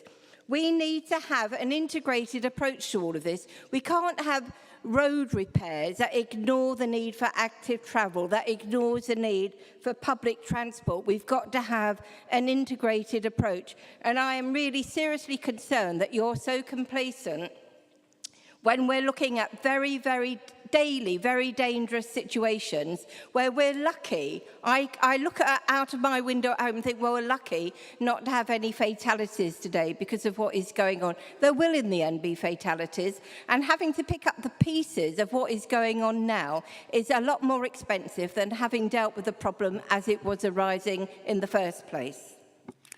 Thank you. Councillor Nigel Hinch. Thank you, Chair. I'm going to be brief on this one. We talk about the recent by-election and Labour's propaganda that came out. I will fix potholes once and for all by setting up a pothole reporting service. We've got one, through which I can track your reports and chase down the council to fix them. I'll work with the council's contractors to make sure we're at the top of the priority list and make sure there's more budget put aside this year to end the blight in East Hunsbury and Shelfleas. Thank you. Order, please. Councillor Carl Squires. Thank you, Chair. As you know, I'm fairly new to this council. I attended Cabinet for the first time in March, and I was quite surprised that, to see the administration were congratulating themselves during the quarterly performance report on their pothole repairs. I quote, "Performance data shows the two indicators in the period are performing well." P1, P2 repairs were 97.7% in December, 100% in October. I don't know how many they did twice. Now, this is not how it's perceived out there in Northants. As Councillor Hint said about East Hunsbury, I knocked on hundreds of doors in January. Potholes and buses were their prime concerns, along with comments that if the council can't even fix potholes, how can they be trusted to run West Northants Council? Perhaps that's why I was elected. I know central government have previously cut our funding, but the public don't see that. And that's why I was going to support the original motion. I don't think I can support a press release. With this extra money, if we ever get it, we now have the opportunity to fix things for residents and really make a difference. Let's hope we get that money. Thank you, Chair. Thank you. Councillor Sally Beardsworth. I will be brief, Chair, because there's been a lot of speakers on this. I totally agree with everything that's been said, apart from Councillor Inch, who is just quoting from literature that he's read. Basically, I want to say that my ward is suffering, everybody's ward's suffering because of this. It's just such a shame that we've got in this state. And people say, well, it's the same in the county of... It's not. In other parts of the country, it's lovely. And my friend's just come back from Poland, and he said the streets there are immaculate. And you just think, why can't we be like them, you know, and actually have decent streets that people can drive in? But there again, we have a Conservative administration that maybe doesn't care quite so much about the motor car or the pedestrian. Councillor Harry Barrett. Thank you, Chair. Deflection is one of the gravest signs of abuse in my work and my line of work. And as Councillor Larratt spoke there, I wish you had a camera looking back on people behind you, the eyes rolling, literally a couple were like head in hands, of how you could deflect and blame the state of our roads on children and vulnerable people, essentially. And then what's even worse from that is to misquote Councillor Rummans as well. He did not say that. So we're in a national problem here, but I'm really disappointed to see how much deflection has actually occurred here. We're deflecting away from the real problems for a soundbite, and it's thoroughly wrong. It's awful to think that people have heard that comment today at home watching this. It will be reported, I'm sure. But to blame children and vulnerable adults for the impact on our potholes, it shudders belief, really. And that is echoed by Conservative members who are sitting behind you. So I'm sorry, I'm just literally, I'm aghast, I can't believe it. I had something ready to speak about today, and I'm sorry, I just need to overemphasise that point. That was a really appalling point to make. Thank you. Councillor McCord. Thank you, Chairman. 1 month ago, I and the Independents here raised the issue of potholes and the funding. And I'm so pleased to see that where I and we lead, others are now following. A month ago, we identified this issue and brought it to the Council and offered a solution to make sure that the money we have to spend on the roads maintenance would not reduce. Jonathan obviously wasn't in the room. I don't claim it to be adequate. And once again, where I'm leading, you're beginning to pick it up. You know my mantra, if you want to fix potholes, fix care. That is the challenge for all governments, present and future, and we know where the resources are going, and we also know that highways budgets can be easily raided. Earlier this week, Chairman, the Asphalt Industries Association published its alarm report, and that report showed a marked deterioration in the roads across the country. The AIA surveyed councils with highways responsibilities, and they found 45% of all councils have a cut or freeze in spending, and they put the one-time catch-up bill for England at £16.3 billion. And more worrying, 53% of all roads, totalling 107,000 miles of roadway, had less than 15 years structural life. That is the national picture. And can members please be given a copy of the WNC response to the AIA for this survey so we can all see the local road condition and see how we sit relative to others. Now, I look forward to the plan to use the HS2 money, and the sums sound rather impressive, but the easiest thing in the world to spend someone else's money. And it's more likely than not that those making the promise will not have to deliver on it post the general election. Will a new government stick to this decision or put back the part of HS2 that was the sensible bit, the northern part? Who knows? What we do know is that when this council and this administration was given the opportunity to remedy the situation with a choice to put £2 million into the roads network here in West Northants or prop up the bank balance, they chose to stick two fingers up to motorists, pedestrians and all road users. That was your decision. Justify it, own it and live with the consequences. Thank you. Councillor Hills. Thank you, Chair. I just wanted to echo what Councillor Sam Boomans and Ian McCord alluded to regarding the national picture. I think it's absolutely right to say that until we have a government or a strategy in place nationally to address the issue of care and children's services, which as council we currently bear, then we aren't going to get a long-term solution to the funding problem regarding our roads. Well, I don't think Labour necessarily have a plan either, from what I can see. So at the moment, from what I can see, we're not going to get that solution from there. However, what I will say, as many of you will know, that I've been recently appointed to Assistant Cabinet Member for Highways, and I'm going to be working tirelessly with Phil Lowett to try and come up with a solution to look at all these problems. It's a very complex portfolio, which I'm learning. I'm trying to get to grips with everything that's going on.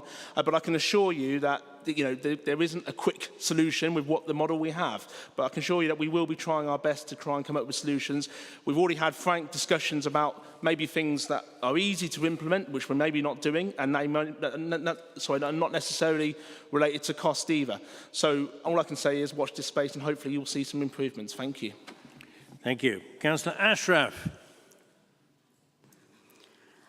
Thank you, Chair.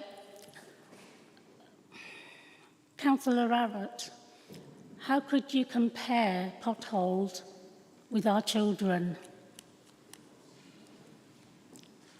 I have a child who is in that system.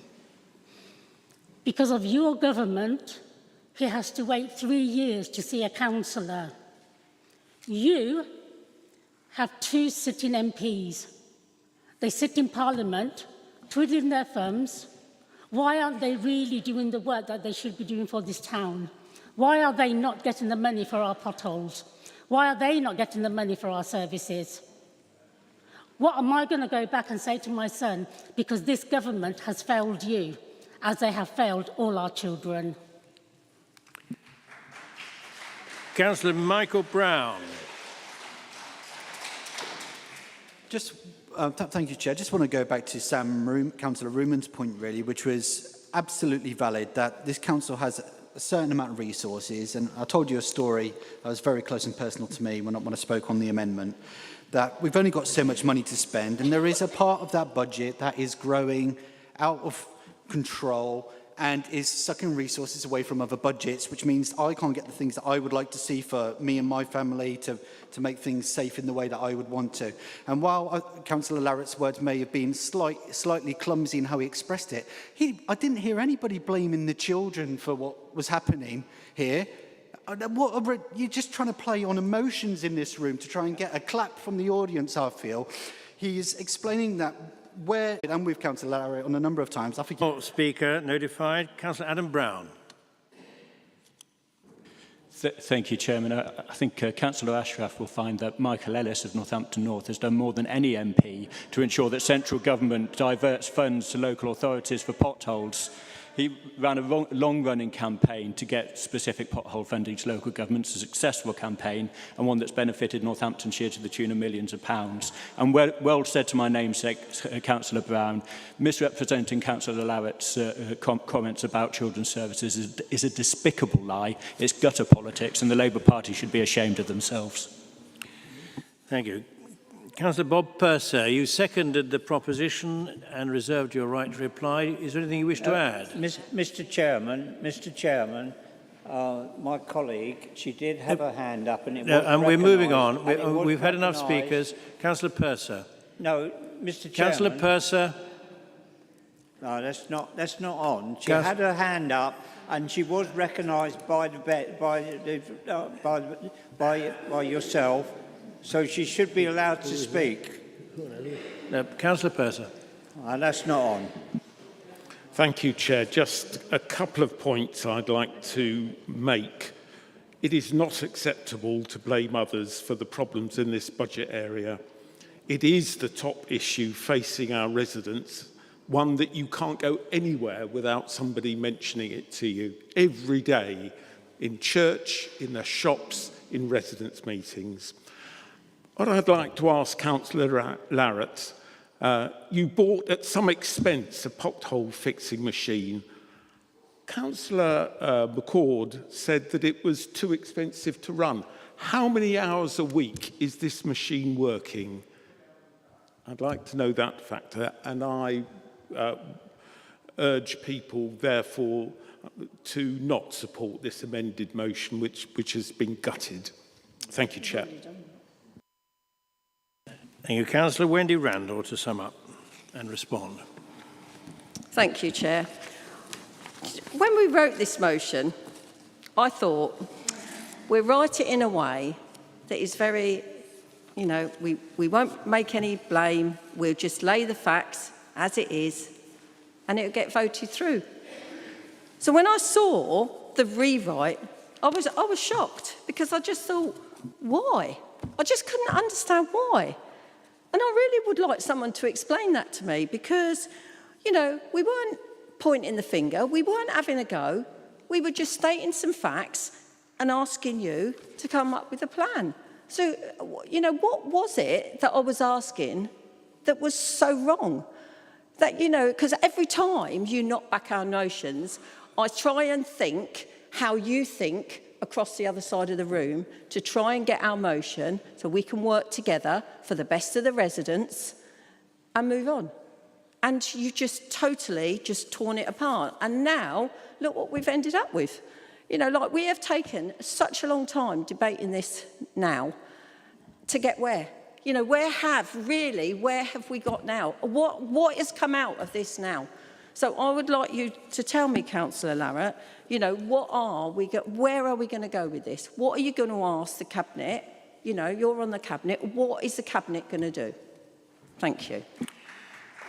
Thank you. Members, that concludes the debate. We now move to a vote on the motion as amended. Please vote now. Yes. This is a substantive motion. It's our amendment.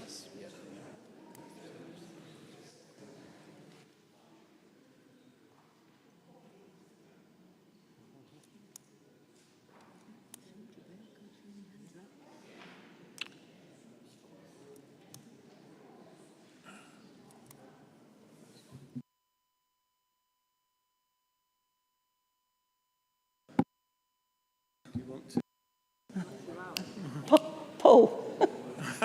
Paul. I thought I voted for my motion, and now it's locked me out. Right, So just change my vote for me. Technical hitch.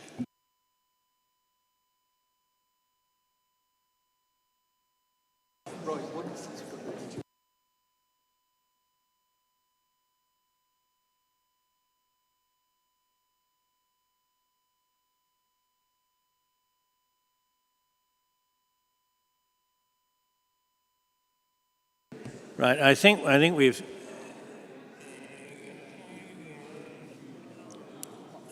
Yeah, the figures are now stable.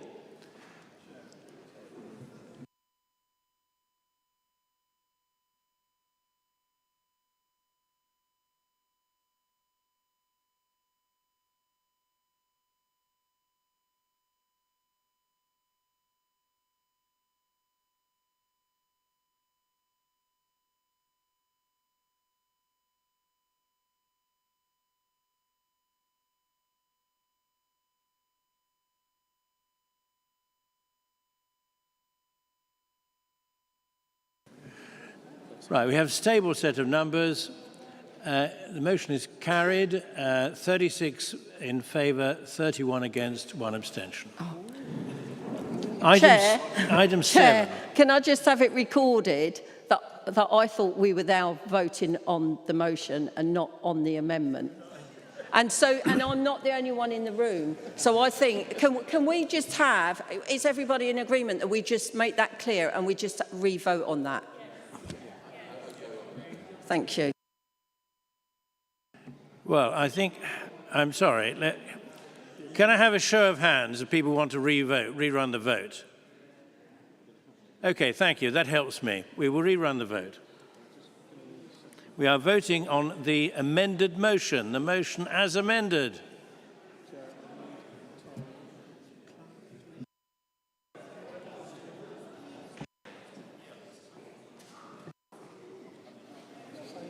Is there a point of order, Councillor Clark? No. Councillor McCord is not in the room at the moment. He was originally. That's tough, frankly. We're voting on the amended vote. Start the vote, please.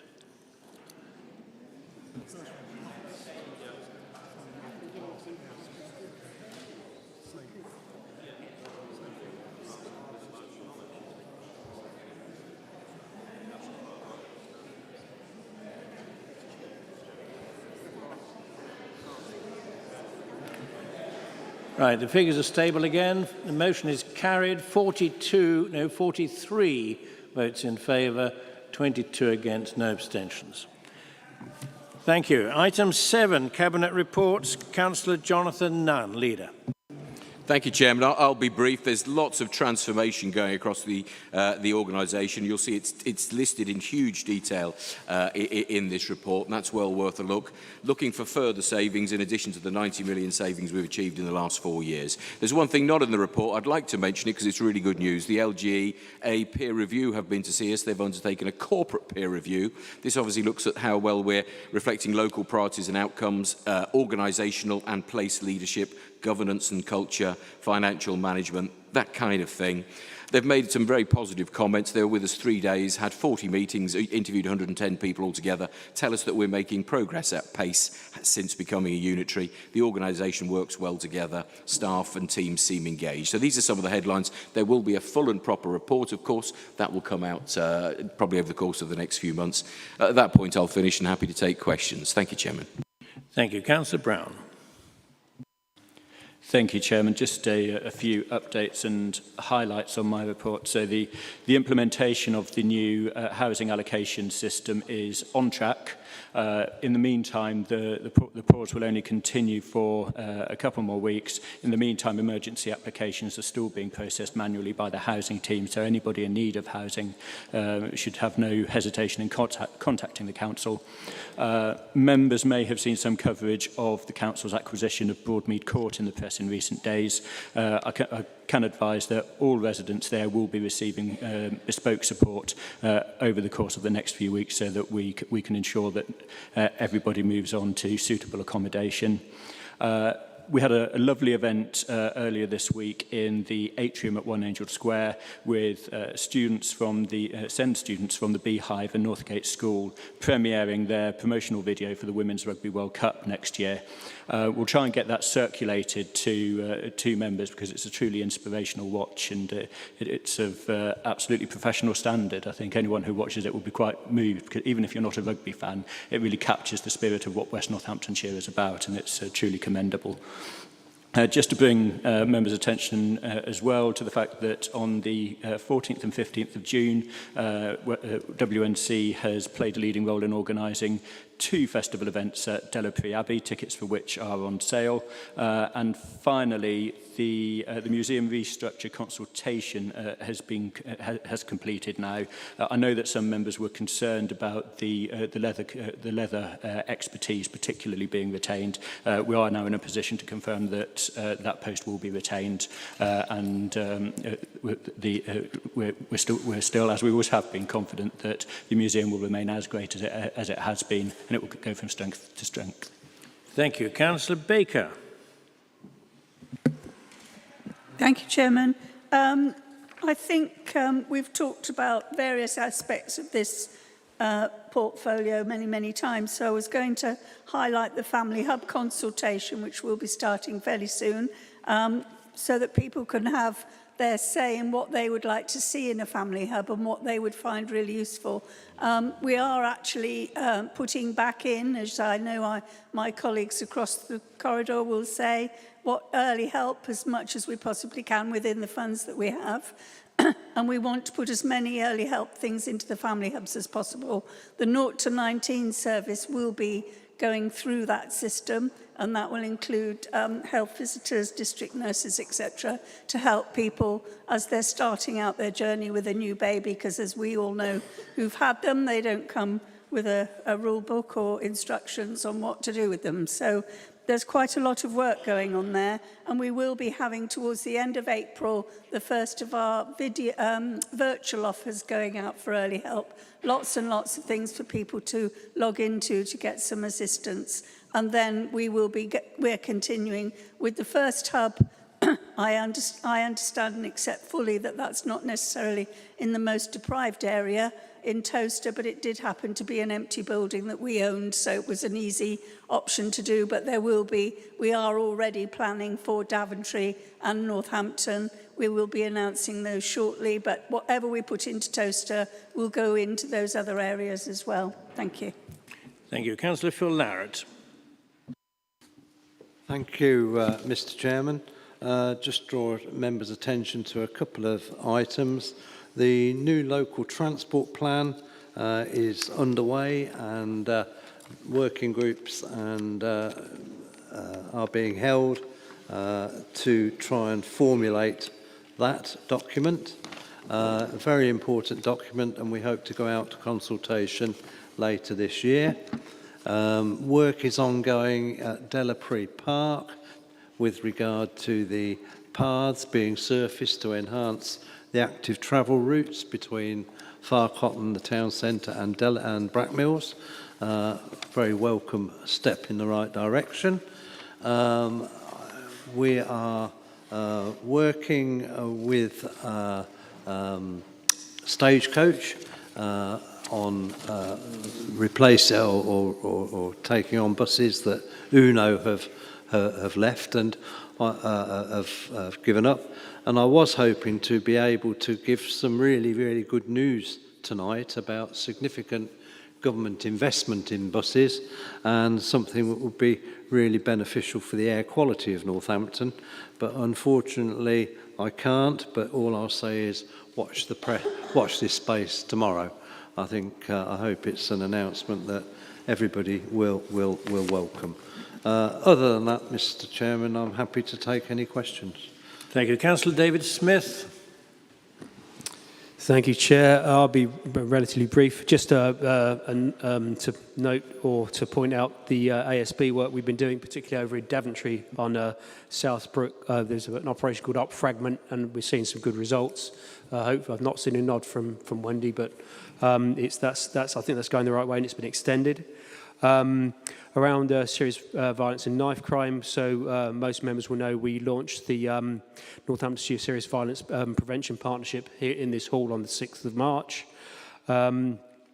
Reference to the speaker we had earlier, Quinton Green, just referenced the service for Fred Shand's memorial tomorrow evening in King's Heath at 5:30.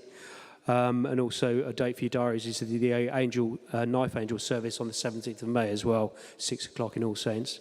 A note or update on the Community Safety Partnership, just a few figures. So in the past 12 months, we've seen a reduction of violent crime in Northampton. It's dropped by around 8.7%.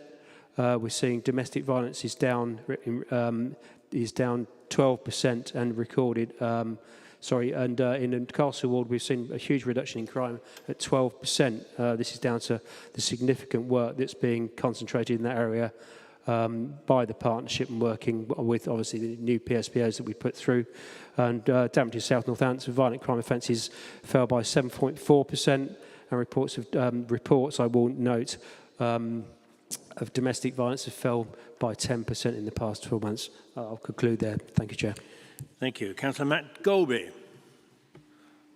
Thank you, Mr. Chairman. Just following the point Councillor Smith mentioned around partnership working, and Councillor Nunn mentioned the LGA peer review we had. I took part in that on the place-based work, which included an assessment of the lapse and the progress we're making there. And the officers were asked to leave the room after doing an introduction. There was about 10 partners represented around the table, and they spoke really highly of the opportunity and the potential, the lapse and the place-based approach that we're trying to instill in lots of different areas of the council, and that was picked up and commented on very positively. And I too look forward to the report that will be coming out. Just a point on Ridgeway that came to Cabinet a while back, which was the care home in Towcester that we closed because of it was unfit for purpose really, and the age with it. That all the residents there have been successfully moved after consultation with their families, and the families are very happy with the way and the process that they were worked with to achieve that end. The carer strategy that we're going to have coming to Cabinet, I look forward to that coming to Cabinet, talking about that and then sending that out for consultation. There's a lot of work gone into that to make sure we support our carers in the best possible way we can and recognise the amazing work they do. So I look forward to launching the consultation on that and hearing the response. In public health, I'll just mention a couple of the things I've been to. On Monday, I've visited the Change, Grow, Live organisation on the Billing Road, which do some amazing work with people that have issues with substance abuse, both drugs and alcohol. And it was really inspiring to listen to some of the stories from the people that have become that actually work and help people there. They were incredibly powerful. Also today, I met Councillor Keith Delamere in Blackthorn. So we went to go and have a look at the Growing Together hub there and the Spring Clean and all the work that was being done, again, with an emphasis on partnership work. So there's lots going on in my portfolio. Just a few things to update on. Thank you. Councillor Dan Lister. Thank you, Chair. Just a few of the highlights again. Main construction works have started on Abington and Fish Street, with due to be completed in winter of 2024. Market Square is progressing with light columns, the remainder of the permanent market stalls, mature trees, and some of the tiered seatings now being installed. The Old Black Lion, Phipps, have been appointed as the manager of the site for the pub, with the Churches Conservation Trust moving in there. Very happy with the progress of the works. 1,500 responses received for the Greyfriars consultation, of 548 of those wanting updates. So that will all now be reincorporated into the next stage of the design. Planning went through for Stack this week. The former St James bus depot, we've appointed architects and they're coming forward with designs. The Daventry master plan is moving forward. There's work with the Retail Forum and the Town Council about how we improve and make Daventry a centre that meets the needs of the local population. Very good start to the new year with adult learning, 3,365 new learners across North and West Northamptonshire. Transformation work's going on with the service around making it financially viable and also placing personal and professional development at the heart of the offer so we can really drive the economic impact through all of those. Economic growth is having a service restructure, so we'll see 3 sub-teams with inward investment and business growth, visitor economy and tourism, and a funding and programme delivery manager. Supporting local businesses, we've been supporting the Mercedes F1 site, moving over the Brackley expansion, so they're hoping for 500 new employees there.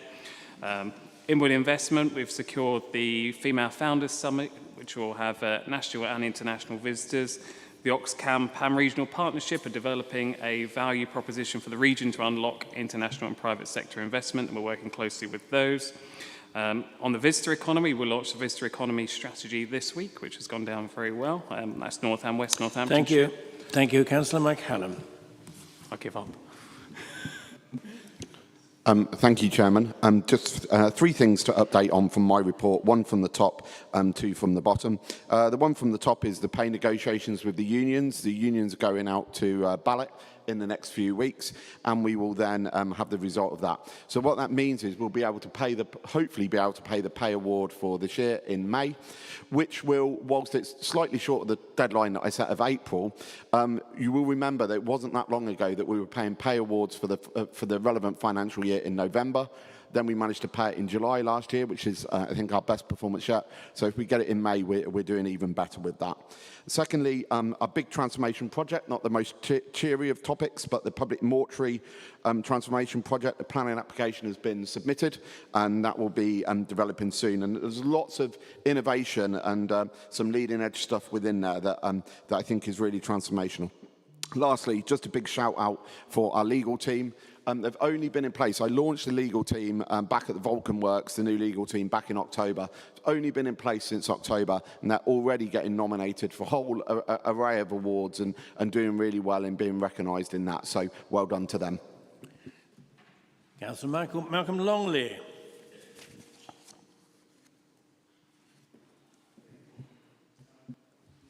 Right. Microphone. Can you hear me okay? Yes. Yeah, okay.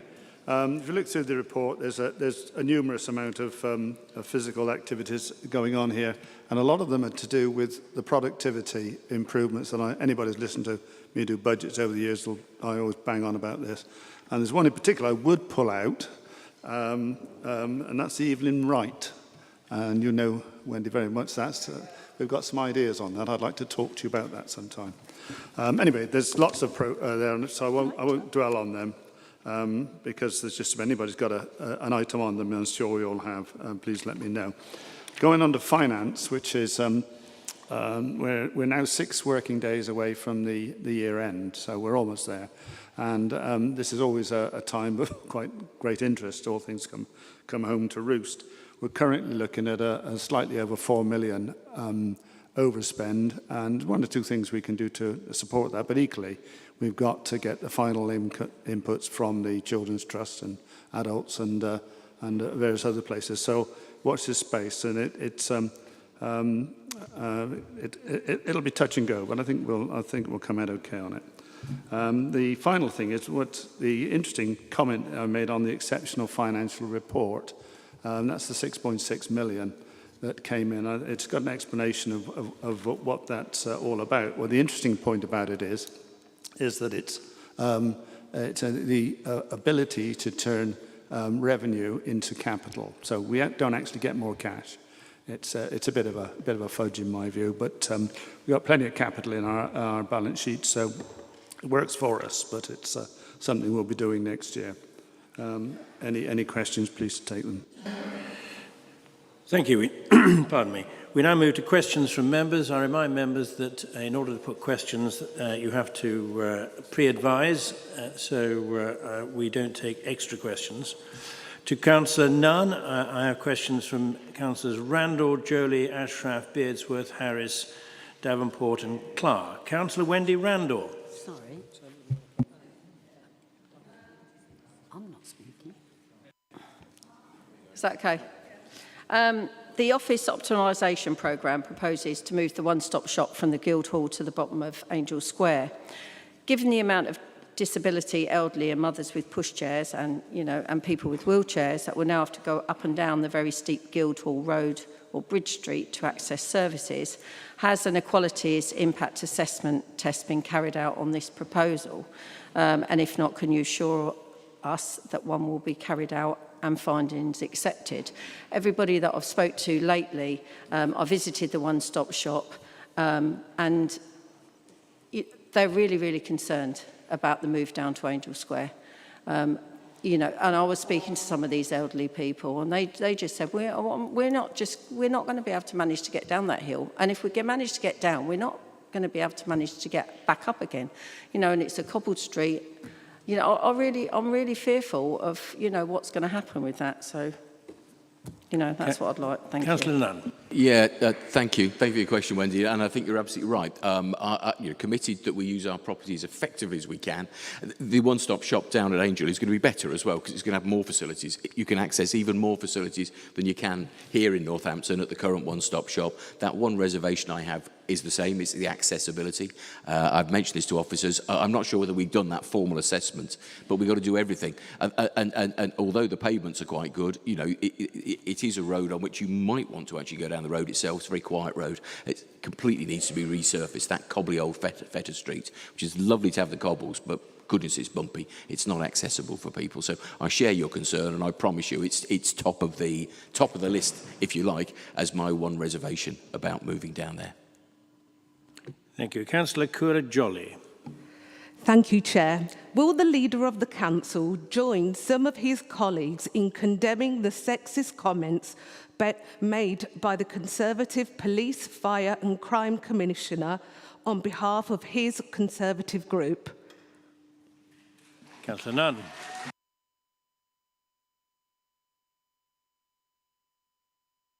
I think plenty of people have said a lot about this already. Stephen said the wrong thing. He's admitted it. Done the right thing now. Thank you. Councillor Rufia Ashraf. Thank you, Chair. Will the Leader of the Council condemn the despicable comments made by the Conservative donor Frank Hester and make a promise today that Conservative local campaigning in West Northants will not be funded by a man who said the sight of Diane Abbott, MP, on television makes him want to hate all black women and called her to be shot? Councillor Nunn. Equally stupid comments, which I can't condone at all. I regret to tell you that we don't have a queue of big bankroll donors, although I'd like to make it clear if any are watching on YouTube, we'd welcome contact from them, but not from Mr. Hester. Thank you. Councillor Sally Beardsworth. Thank you, Chair. We have at the moment increased our council tax. The media payments are going up. Water companies are charging more. And I heard today that the Chief Executive of Anglia Water has just been given a bonus of 1,300,000, when his rating with the Environment Agency was 2 out of 5. Surely these sort of things can't go on when we're getting such a bad service from Anglia Water. And I'm really, really concerned about all the money that's going up for people to afford. Their mortgage rates are going up. Everything is. We're going to be hit with more homeless people in temporary accommodation and even rough sleepers because we don't have to supply accommodation for men. So I really do worry in this day and age that we really need to do something about, I don't know how you feel about Anglia Water, but I thought that was absolutely outrageous to give a grant of that, a bonus of that money when they're putting everybody's bills up. Councillor Nunn. Yeah, I'm happy to comment on this. It's not something I have direct control on. It's something that might be more of a conversation topic between us, Sally. But I'm sure I share your concern, really. I do believe in people being paid what they deserve to be paid. It's been a strong policy of this council to do that for our own staff, but then equally to hold them to account. And as you might know, all of our staff have a monthly performance management meeting with their direct manager. And perhaps the bit that seems to be missing here in the example you've quoted me is that holding to account. We know the increase in many costs, is having a bad impact on people inevitably. This council, I think I'm proud of what we've done on the anti-poverty strategy, cross-party sort of working with the voluntary sector and the others. And of course, we're doing all we can on rough sleepers. So we just have to keep at it. But I understand your comments, and I guess I share them. Thank you. Jonathan Harris. Thank you, Chair. I'd have to say I admire your gusto, Councillor Nunn, for appealing for donations and funding on YouTube. I'm not sure how that fits with the Constitution, perhaps, but maybe something to bear in mind for the future. On to the main point, your report. I'm disappointed that you don't mention the engagement with regards to the climate strategy. As you are aware, the Sustainability Group agreed to move in that direction and actually start work on putting a draft outline together. Furthermore, it's not actually listed in the forward plan at all up until June, which feels to me like it's again potentially going to be kicked into the long grass. So can you just assure me that actually the work will continue and that we can add it to the forward plan? Thank you. Councillor Nunn. Yes, happy to. And I'm sorry, humour was the thing about the donors, and you probably have got an accurate point in reality. Hopefully take it as the humour it was meant. Yeah, I'm sorry, I'm not aware of any change to it. It should be that that it's coming forward just as much as it did. This report probably is a bit light on sustainability, and I probably need to emphasise a bit more on that next time round. But I'll check on that, and I'll make sure we're not slipping. I'm not keen on any slippage any more than you are, Jonathan. Thank you. Councillor Julie Davenport. Councillor Paul Clark. Thank you, Chair. On the 23rd of January this year, Maria Bottrell, the former and first wife of Jonathan Nunn, sent an email to a local West Northants councillor, which I received a copy of and promptly sent to the monitoring officer. Mr. Clark. Attached to the email were several documents of a... I've cut off Councillor Clark.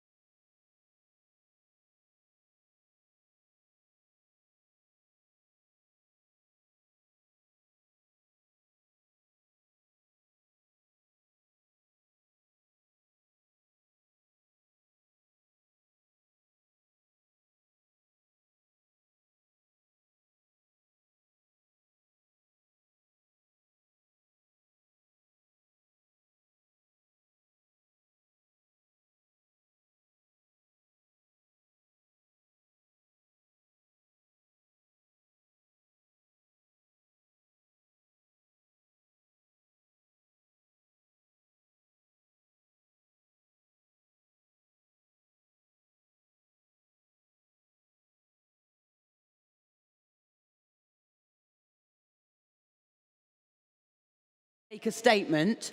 If he's happy to make a statement, then Councillor Clark should be allowed. But I also accept your position on what the content of his statement should be. But we're having a debate here between two people and not getting on with business. So. Councillor Clark, I will allow you to rephrase your statement or question in a succinct fashion that does not deal with matters with which we should not be discussing.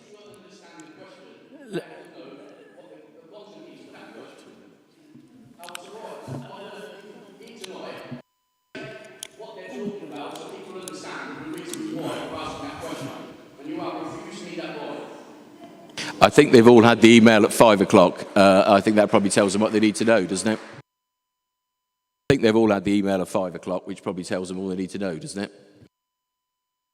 Well, the chair has not received any emails.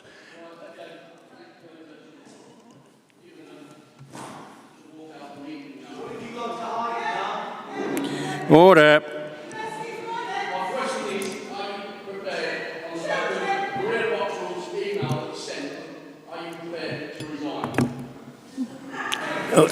No, what Councillor Clark refers to...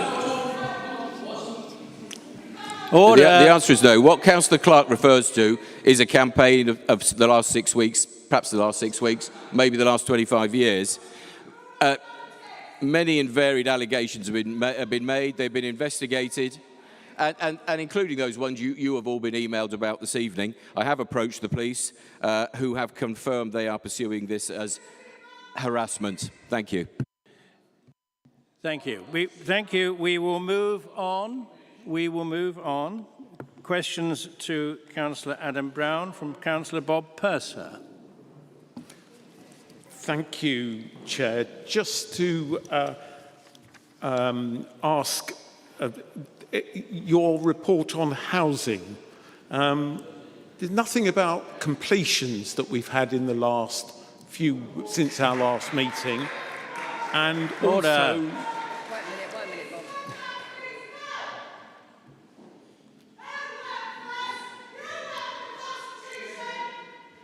Would you please leave?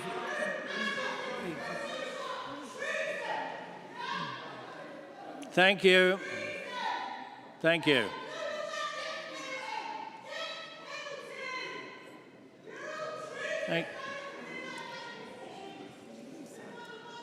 Thank you. Councillor Bob Purser, would you like to start again? I'm very sorry to have to say that. This is an absolute appalling abuse of us as elected politicians, some of the stuff that's coming out there. I'm sitting here, I've got my young family at home, my wife's out of the country, I'm sitting here representing my community, and we have to listen to absolute rubbish like some of the stuff that's been mentioned this evening. I think it's appalling and we need to do something about it because this meeting isn't fit for purpose. Thank you. I think...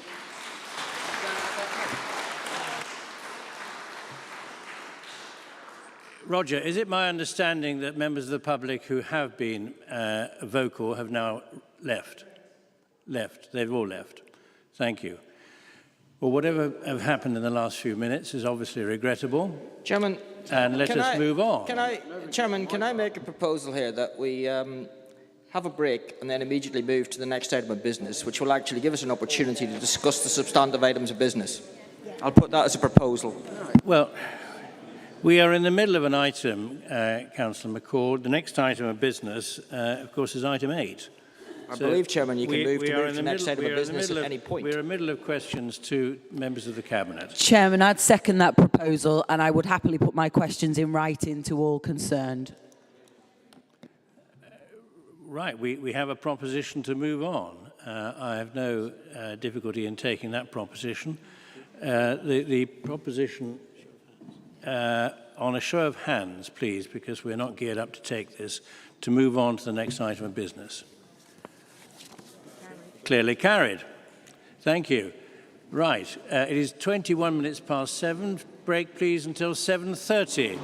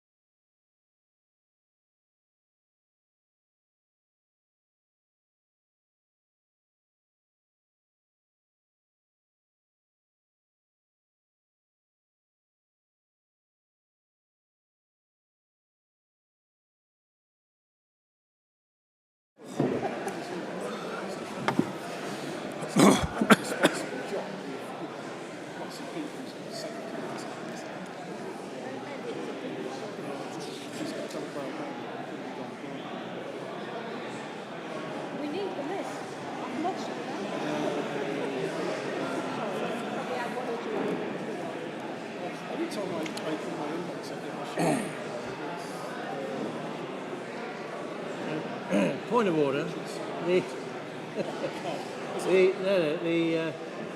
Pausing an item halfway through, moving on to the next business, that leapfrogs the motion.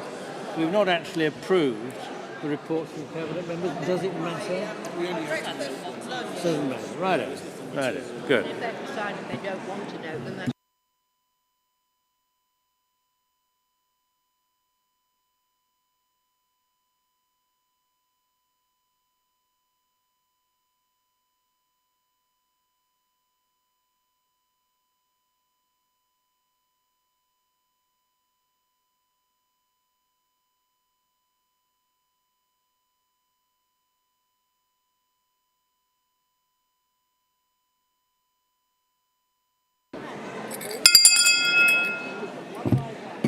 Order.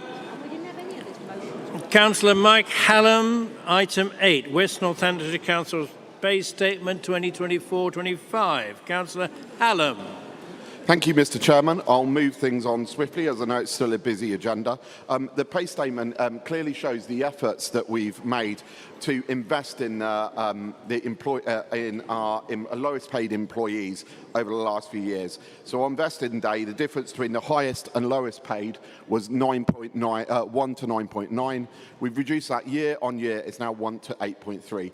The Hutton Review points out that best practices between 8.1 and 12.1, so we're at the best end of that scale, and these numbers do not include the pay negotiations that are ongoing for next year, that are ongoing at the moment, so we will move the dial once again in a few weeks' time. Thank you. Councillor Nunn. Happy to second. I'll just reserve my right to speak, if I may, please, Chairman. Of course, three members have indicated they wish to contribute. Councillors Jolly, Beardsworth and Harris. Councillor Coolidge-Jolly. Thank you, Chair. Can you please give further clarification on the recruitment strategy for the principal education psychologist?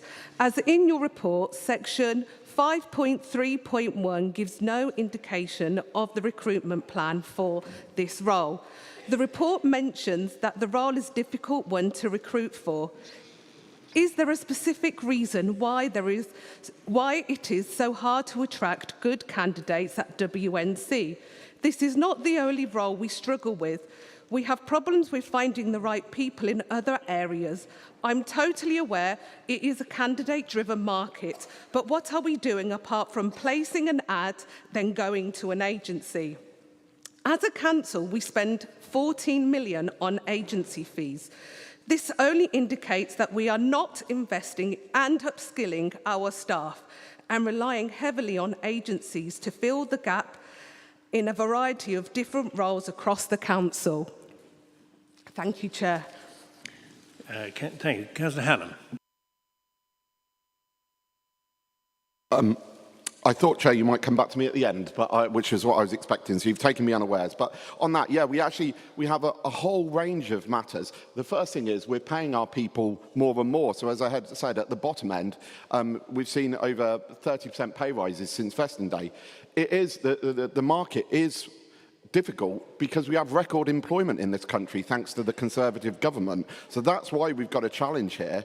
What we have is we actually have a dedicated person. I'm sure I've put this thing in previous reports. We have a dedicated person that manages our hard to recruit roles. So they do things like LinkedIn recruitment, specialist agencies. They go out, our legal team go out to different legal places and stuff to find these roles. So they go into niche market stuff. It's all managed in a very comprehensive campaign, and it's had some exceptional results.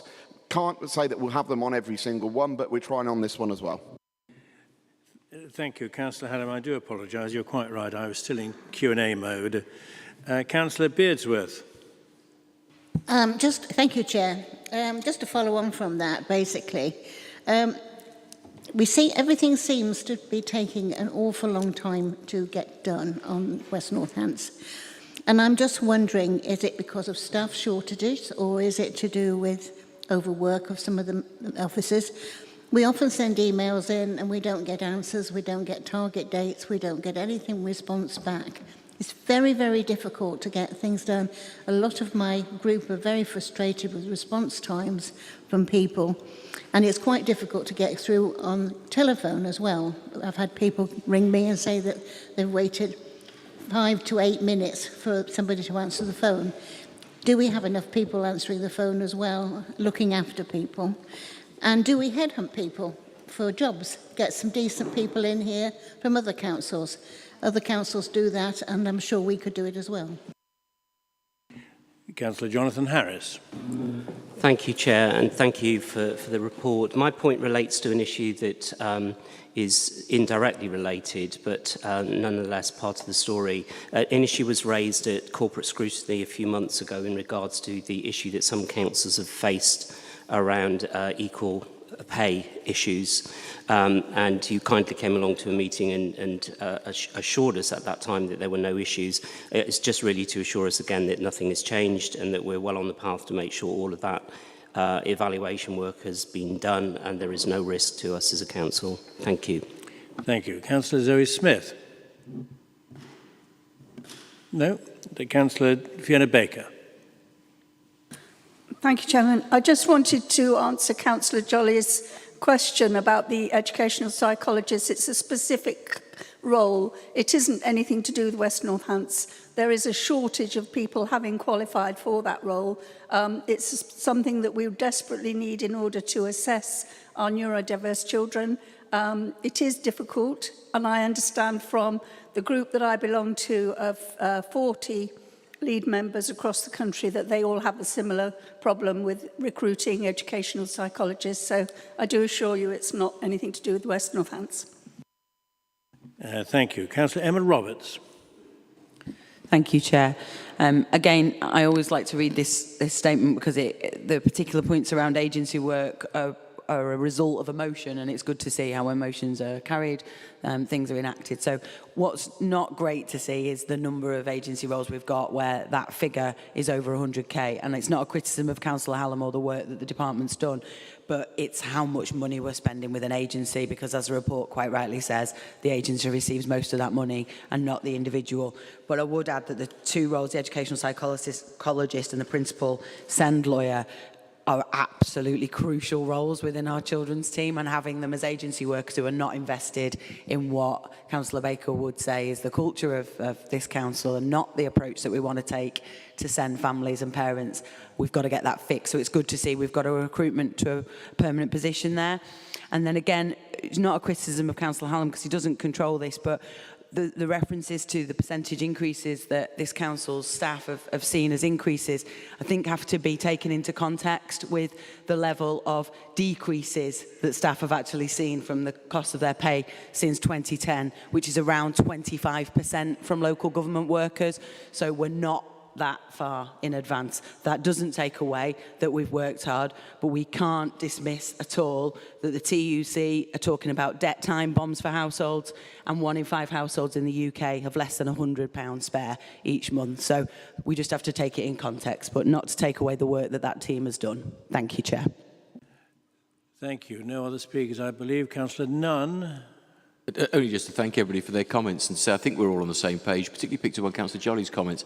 Often people say to me the idea of culture is soft and fluffy. Does that really matter? It means people who feel really engaged, happy to be at work, they feel appreciated, they give the best possible service. It does also mean you get more people permanent rather than the interims, which can be a challenge in local government. But nothing further to say. Thank you, Chairman. Thank you. Councillor Hallam. Thank you. I feared for a moment there we were veering completely off of that report with two comments that were very, very barely linked to it, and one sensible comment from Councillor Roberts that was directly linked to it. So the two that weren't. Staff shortages, Councillor Bearsworth. How frustrating. One of your councillors earlier mentioned the quarterly monitoring report that came to Cabinet. I think you were at Cabinet as well. That detailed all of the staff numbers within there. It's still available online and it shows no shortages. If you have any issues with people not responding or getting issues with response times, escalate them. That's what I'm here for. Councillor Davenport's not here tonight, but she tells you sometimes escalates to me and we get stuff sorted. So that's what the Cabinet's here for, to be a point of escalation, to go through those things when you can't get the change and get it done. Escalate them. I'll move them through. Councillor Harris, nothing has changed. Councillor Roberts, thanks for your contribution to this, because I think it is important. And I totally agree. It's really vital that we have that send role in place rather than not having it filled. So do we want to pay more to get the best possible send people out there? Yeah, I'm happy to pay more. In terms of the pay, I can't comment on things that I wasn't directly in charge of previously. I'm directly in charge of what we've been doing since vesting day, and that shows that level of increase. And hopefully we'll see some more along those lines once the union ballot results are back. But I do appreciate your positive contribution to the debate. Thank you. Thank you. To approve the report, please vote now.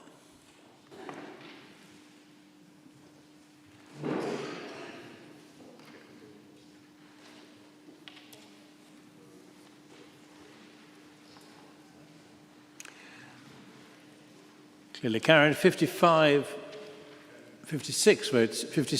votes in favour and 6 abstentions. No votes against. Thank you.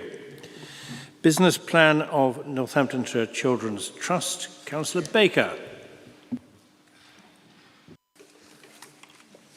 Thank you. I won't say too much on this because it's been to various places already. It's been through Cabinet, etc. But we've got various things going on with the children's services that are now showing that they really are on a trajectory to be really good in the near future. We've had a good report from Ofsted for an independent inspection of fostering and adoption, which is an extra inspection which we now have to have because the Children's Trust is separate from the council. So they're inspected separately, and then they're inspected again when they do the full ILACs of the whole council, of the whole service. So we so far have fostering, which is good. Youth offending service is good. The team over there have worked really hard to get this through. Adoption's good, and the rest of the safeguarding requires improvement to be good. So they are on the right track to improve the service that we offer to these children in our care. We've put various projects into the Children's Trust on top of the budget that we pay, which is the Circle to Success, which is looking to see where children are placed and whether we can move them to somewhere which is just as good but doesn't cost us as much. I really don't want to talk about budgets in the same way as children. It's really difficult for me to do that. I know other people do that, but I try not to. But the one thing that I think we're quite proud of is the fact, and I do want to talk about this tonight, because we are buying houses and making them into children's homes for 2 or 3 children. I understand that this is a not in my backyard kind of situation, but this is the only way forward for these children to A, have a really good life, and to also bring the budgets down, because at the moment we're just keeping really very expensive children's homes going with people getting profits out of our children, and that's not the way forward at all. So there's quite a few of those coming forward. We are going to put a pack together to actually help members understand what the situation is. If we buy a house and we're only doing alterations inside, we only go to planning because we're the council. We don't actually need to if we're just altering bathrooms, etc., etc. But I've run out of time, so I'll stop there, Chairman. Thank you. Councillor Nunn. If I may, I'll just reserve my right to speak, but happy to second. Thank you, Chairman. Thank you. 5 speakers notified. Councillor Smith, Purser, Beardsworth, Sharps and Roberts. Councillor Zoe Smith. Chair, she's gone home. She's not well. Oh, I'm this sorry. evening. I didn't notice her absent. Bob Purser. Thank you, Chair. Welcome this report and its contents. It's a significant document. It may be separate, but it is about 1/3 of our budget. So it's a very important area of our work, and we are corporate parents as well. I've got 3 concerns about this report. One is that it's called a business plan. It's not a business, it's a care service. It shouldn't have a profit and loss account. It should have a budget. I hope there are other documents behind, finance documents behind this report, because it is a bit thin on the 3-year financial plan, in my opinion. The second point is that we need to be drawing the Children's Trust closer to WNC. What they do needs to be linked into the warp and weft of our council services. Special needs provision, housing, anti-poverty strategy, IT, prevention work. All of these things need to be working really alongside the Children's Trust. So I would hope that we can see that as we move forward over this 3-year period. And finally, just a concern that it says this report hasn't been to scrutiny. Surely if any report should go before scrutiny, it's this one. And I'm concerned that our Children's and Housing Group have not looked at this report, and I would suggest they probably should do. Thank you, Chair. Thank you. Sally Bearsworth. Thank you, Chair. Yes, I too welcome the report, but I also welcome the fact that we are acquiring houses to put children in, because at corporate parenting, it was yesterday or the day before, we were talking about permanency, and some children can't be fostered, and that is difficult. They don't always settle in foster homes. So if they've got a house that they can live in with other people as a family unit, it really does give them a sense of permanence. And having the reports that we had at corporate parenting about how it's different strokes for different folks. Some children do well in foster care, some children do better in homes. But if they're in a home that is properly run, I think it's a really good thing to have. And I'm really glad that the council's going down this road now, because I think it would be better for the children in our care. Thank you. Councillor Sue Sharps. Thank you, Chair. Thank you very much for the report. It's been well put together. I think, like many other councillors, we have seen an increase in need, and we've also seen an increase in having to ask for help when dealing with our more serious cases. Unfortunately, even though we have a very good customer care system, they are being inundated by questions and, in some cases, simple need. One of the things that I can say is that it's as simple as sometimes the wrong telephone number. It can be as simple as the wrong email. But in one recent case, it was the wrong child. It's not funny, but it has happened. But then these parents are the people that will need extra help. And when they ask, are they able to have any help with, they're told, this is not my department. I think that is somewhere where we need to go with our other policy holders here, with Daniel Lister, with Matt Golby, with Mike Hallam. We need to work together with the Children's Trust in making that work, so that in future we're not having parents that are eligible for council tax reduction having to wait 6 weeks to get it. It's just a practical comment that I wanted to make. So if I can put that forward so that we can help more parents in the future, I'd like to say thank you to everybody that's worked on this, and I'd like to see more in the future. Thank you. Thank you. Councillor Emma Roberts. Thank you, Chair. It's great to see the plan come forward, as always. I think what I wanted to say was that, touching on the funding points from earlier, are they ever going to be in a position to deliver this plan in this way if we've not got the right and appropriate funding? And that's not a criticism of you, Councillor Baker. That is a genuine, what does it really look like if we don't get the right funding? I've said lots of times before that we should be allowing the Children's Trust to budget for what it costs, no matter what. That isn't to say that we're going to put that money in, but what will this really cost us to deliver an appropriate and full service for the children of West Northamptonshire and obviously North Northamptonshire, because it's a joint project? Because I think we absolutely have to understand what the genuine financial need is. I welcome anything being brought in-house, anything at all being brought into our control, including children's homes in our localities. What I would point out, though, is that the reason lots of residents get nervous, and therefore lots of councillors make comment, is because private-run homes have been put in place next to their properties on residential streets with no control over parking, with managers coming to and fro throughout the day. They've got nothing to do with that home, but they start to use it as an office space. And all of those things put people in fear of having that next door. So I just think whatever we do, we've got to look at buying the right properties, having the right people in place. You know, if parking is a massive issue, it might not be the best place to put one if you're then going to have 4 people in a home and need another 6 parking spaces, etc. I'm not talking about not in my backyard type stuff. I'm talking about real consideration for other residents, because it's not just about the neighbours, it's also about the children that are moving in and how they're going to feel. So, you know, welcome the report, difficult portfolio, needs more money. Whatever the matter, we need more money for it. Thank you, Chair. Thank you. Councillor Nunn, anything further? Just a couple of comments to add. The relationships with the Trust are absolutely vital. I think it was Bob that first raised this, and we work incredibly hard to be challenging but at the same time supportive, and that's been our approach.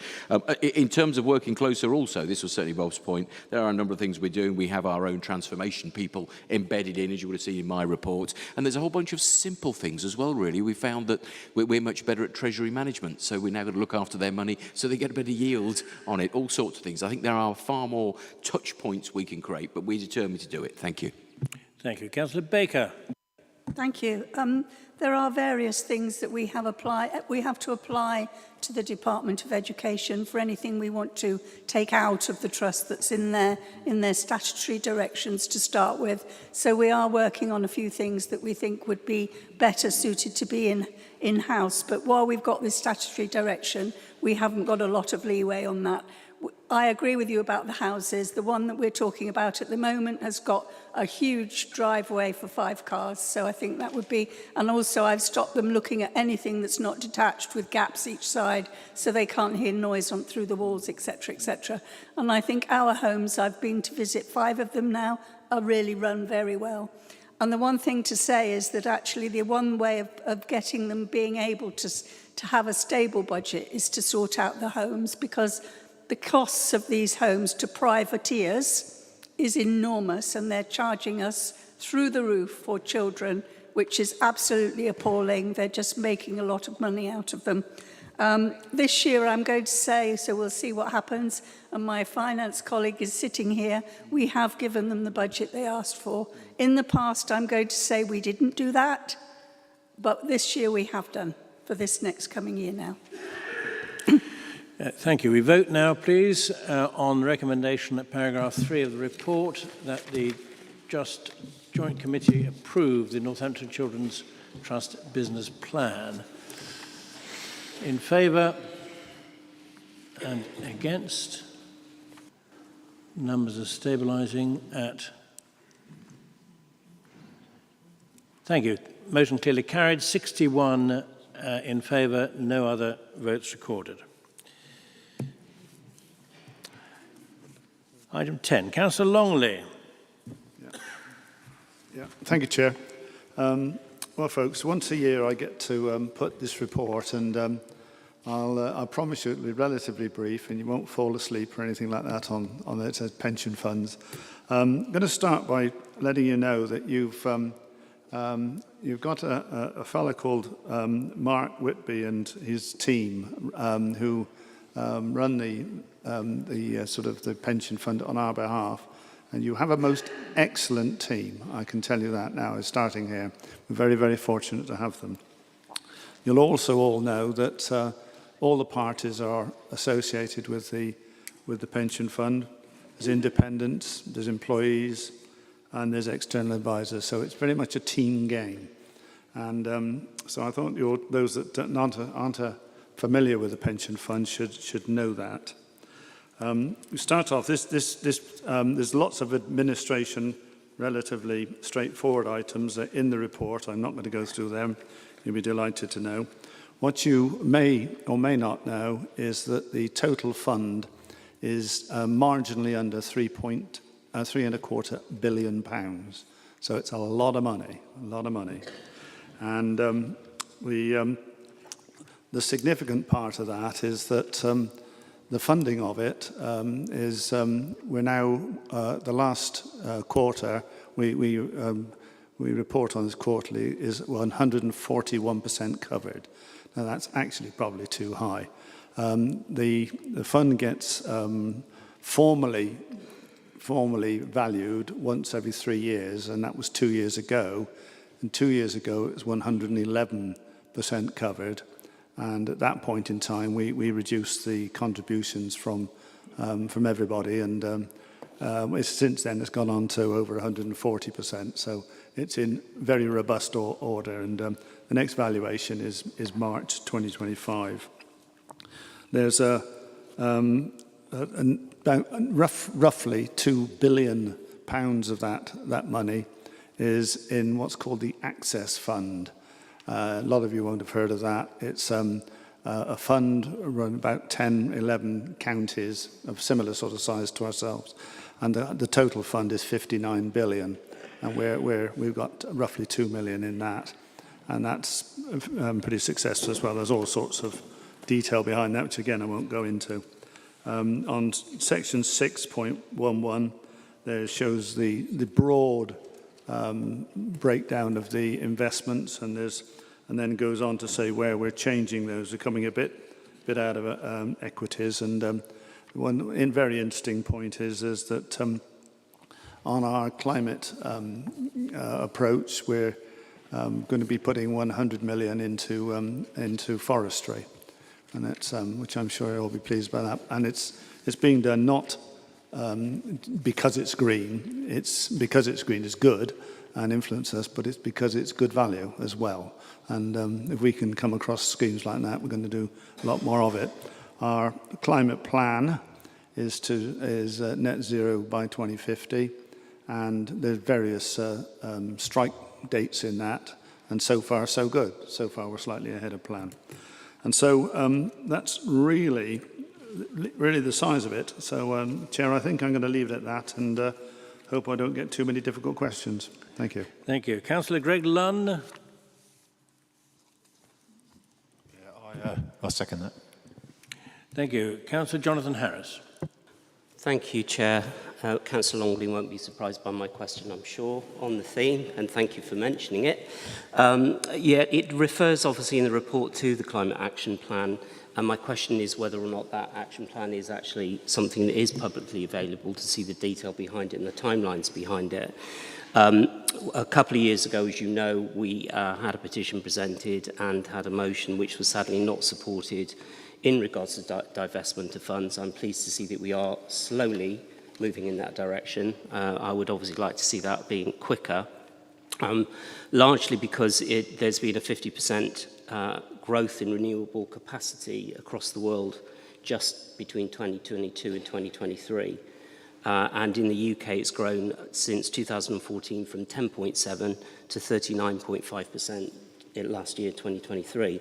So the issue is always about this issue of stranded assets, if we continue to put the money in the old stuff and not in the new stuff, really. But my fundamental question is whether or not that climate action plan is available to view.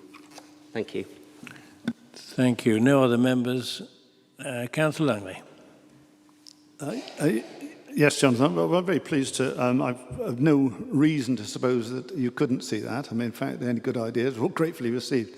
It's you've got to bear in mind, we as I said earlier on, we've got a pretty good team on this, and we've got some very good advisors. And you must always remember that whilst we're very conscious of the green agenda, of course we are as people. Our primary objective is to make sure all our pensioners are well looked after. And if you turn around and say, well, you know, look at the assets, and you know, look, we're 141% covered. Yeah, we ain't doing badly. So I've got great deal of confidence in them and conscious of the green agenda. So these things are all balanced, and I think all I can say is I believe we're doing so far so good. It's interesting to see that before we're in our end of our third year. Before that, We'd never reached, to the best of my knowledge, certainly all the information I've got, we've never reached 100% before. We've now been, for the last 3 years, in excess of 100%, which, for anybody who's a pensioner around here, and that fan will be very pleased to hear, I'm sure. Thanks, Chair. Thank you. Can we now vote to receive the report?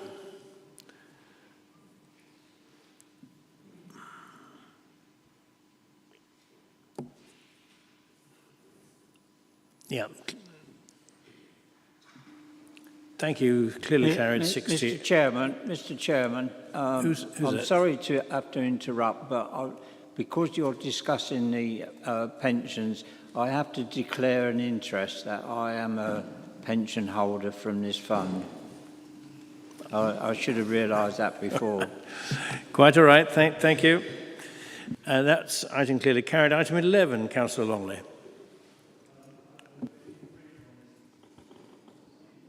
Mike? It's not, is it? Okay, even brief on this, Chair, because if you look at the report background of what this board is all about, it's effectively making sure that the pension people on the pension fund looking after it do what they're supposed to do.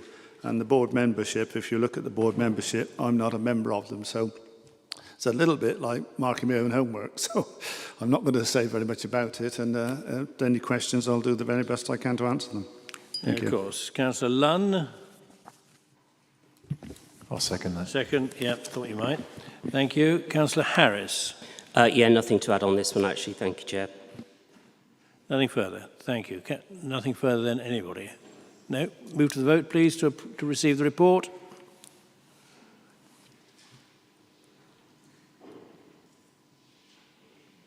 Again, 60-0, carried. Item 12, Councillor Andrew Grant. Thank you, Chairman. I'm delighted to speak tonight on updating members on the progress which the Community Governance Review of Parish Arrangements within West Northamptonshire. The Democracy Standards Committee were able to consider at its recent meeting the outcome of the first stage consultation, and tonight we will ask members of the Council to agree the second stage of consultation as set out in paragraph 5 of the report. At the end of January, the Council had received 172 fully completed responses and 237 incomplete responses. It is important for me to remind members the Council is required to carefully consider the outcome of the consultation, to take account of the statutory requirement applicable to the reviews and the accompanying guidance before publishing clear and compliant proposals for change. As tonight's recommendation is to ask the Council to proceed to the second stage of consultation, I can confirm that the Democracy and Standards Committee did have a significant debate regarding the changes to Moulton Leys, with members of the community in attendance and passionate speeches made by local members, Councillors Mike Hallam and Jamie Lane, and from members on the committee opposing the proposal. We also had members on the committee who believed it should go forward for a formal consultation. The decision which is in the report is, and I'm happy to confirm, is that the question which will go forward from the committee for consultation is that Moulton Leys is not included within Moulton Parish and remains within the Northampton Parish. Mr. Chairman, I'm happy to move the report. Thank you. Councillor Cribbin. Thank you, Chair. I'm happy to second the report. Thank you. Three speakers, Councillors Kilbride, Purser and Bearsworth. Andy Kilbride.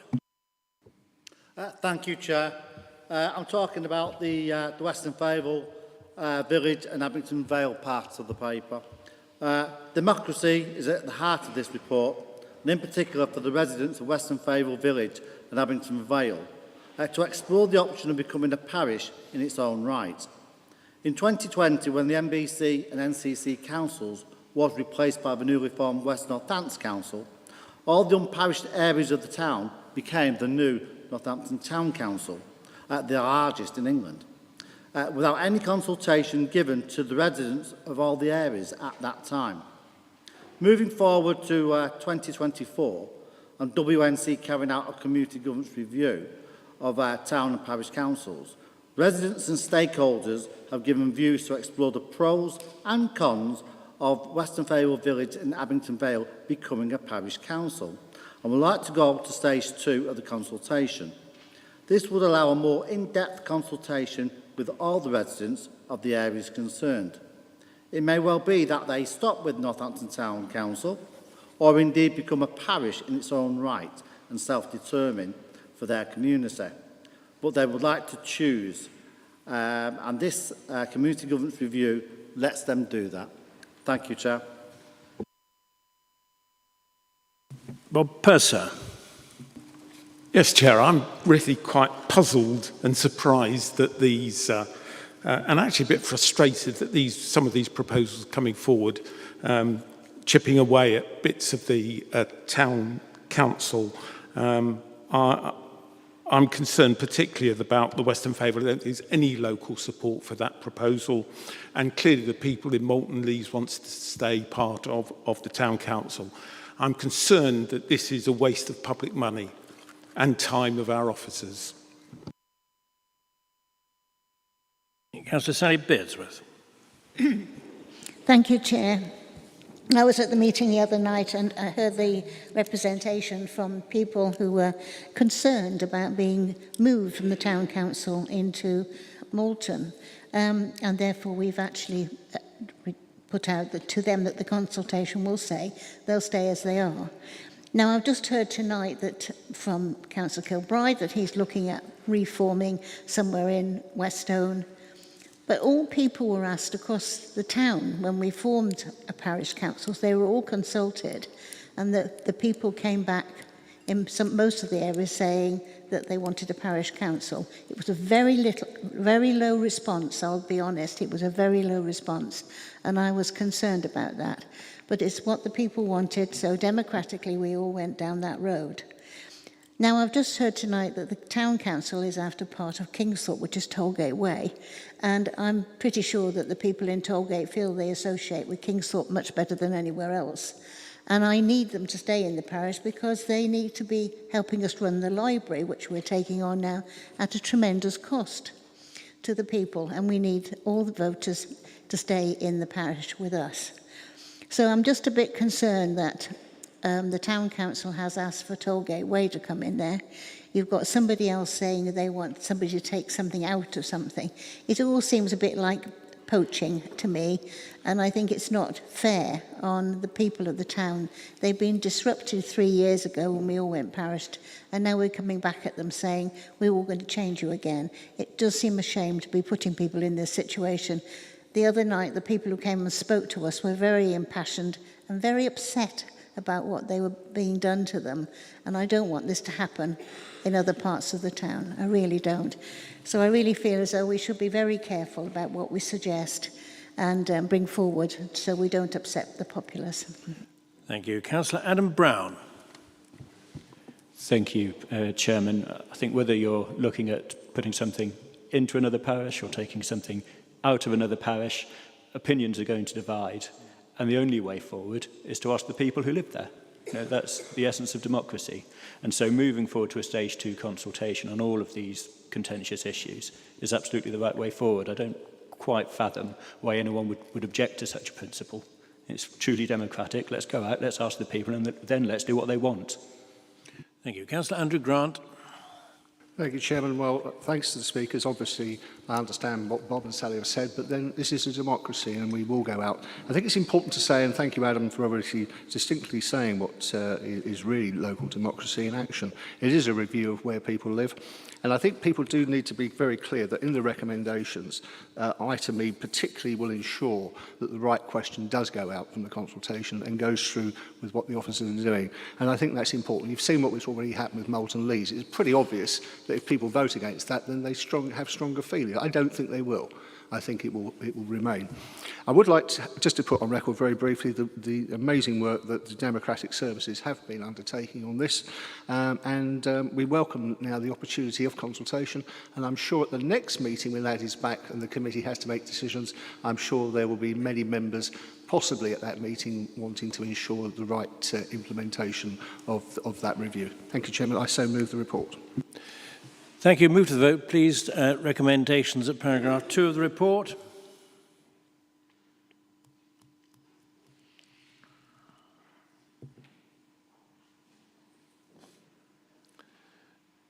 67 in favour, 1 each abstaining and against. Thank you.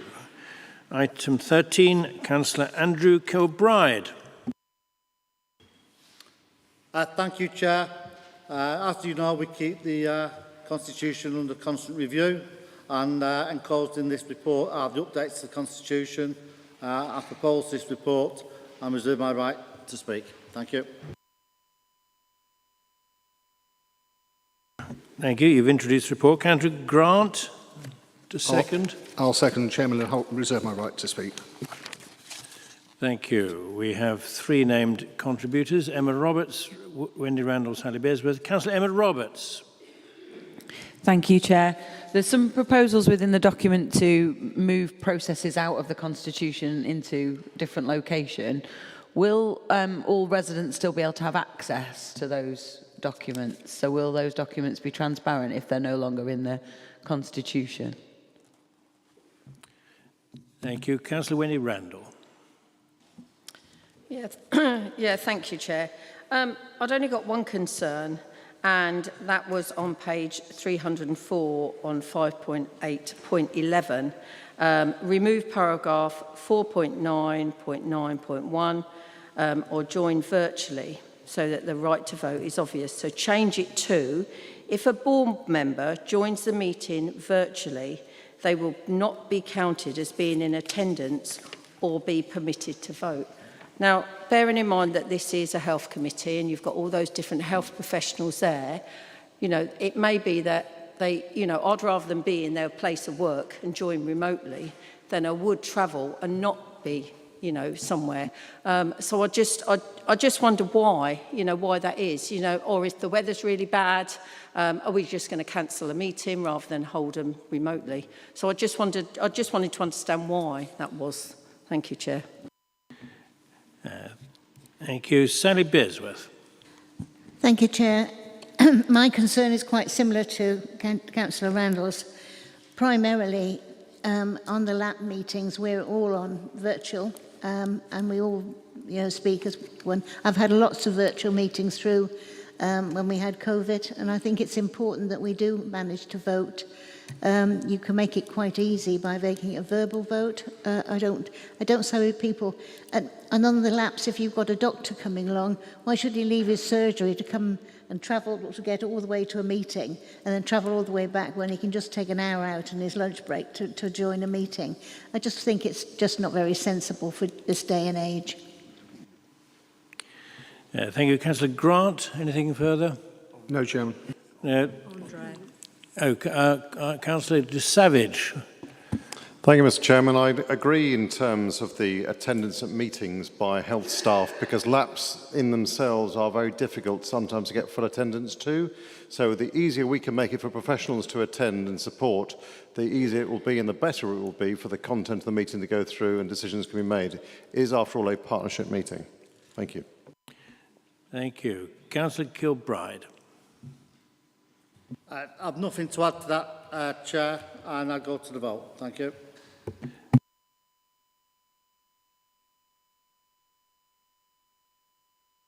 Chair, sorry, can the monitoring officer answer my question? Just because it makes a difference as to how I'm going to vote, so it'd be really helpful. Thank you. Yes, I was inviting the monitoring officer to do just that on the statutory point. Yeah, just in terms of the matters that we're taking out of the Constitution, they're primarily procurement rules that are directed towards officers. But yeah, those guidance documents, we can make them available on the internet as well in terms of those, how we conduct procurement matters, yeah. Thank you, Chair. It just through you, if I may, really quickly, I just think that's really important that people can see what decisions officers are making and why they're making those decisions. And just in relation to the meetings, it is of course a legal requirement that if it's a public meeting under the Local Government Act, then we have to do it in public and members need to be present. It doesn't apply to the LAPs. What we were talking about in this is public meetings that are covered by Local Government Act, and we can't change that, I'm afraid, until the law changes. Thank you. Go to the vote, please. Recommendation at paragraph 3 of the report.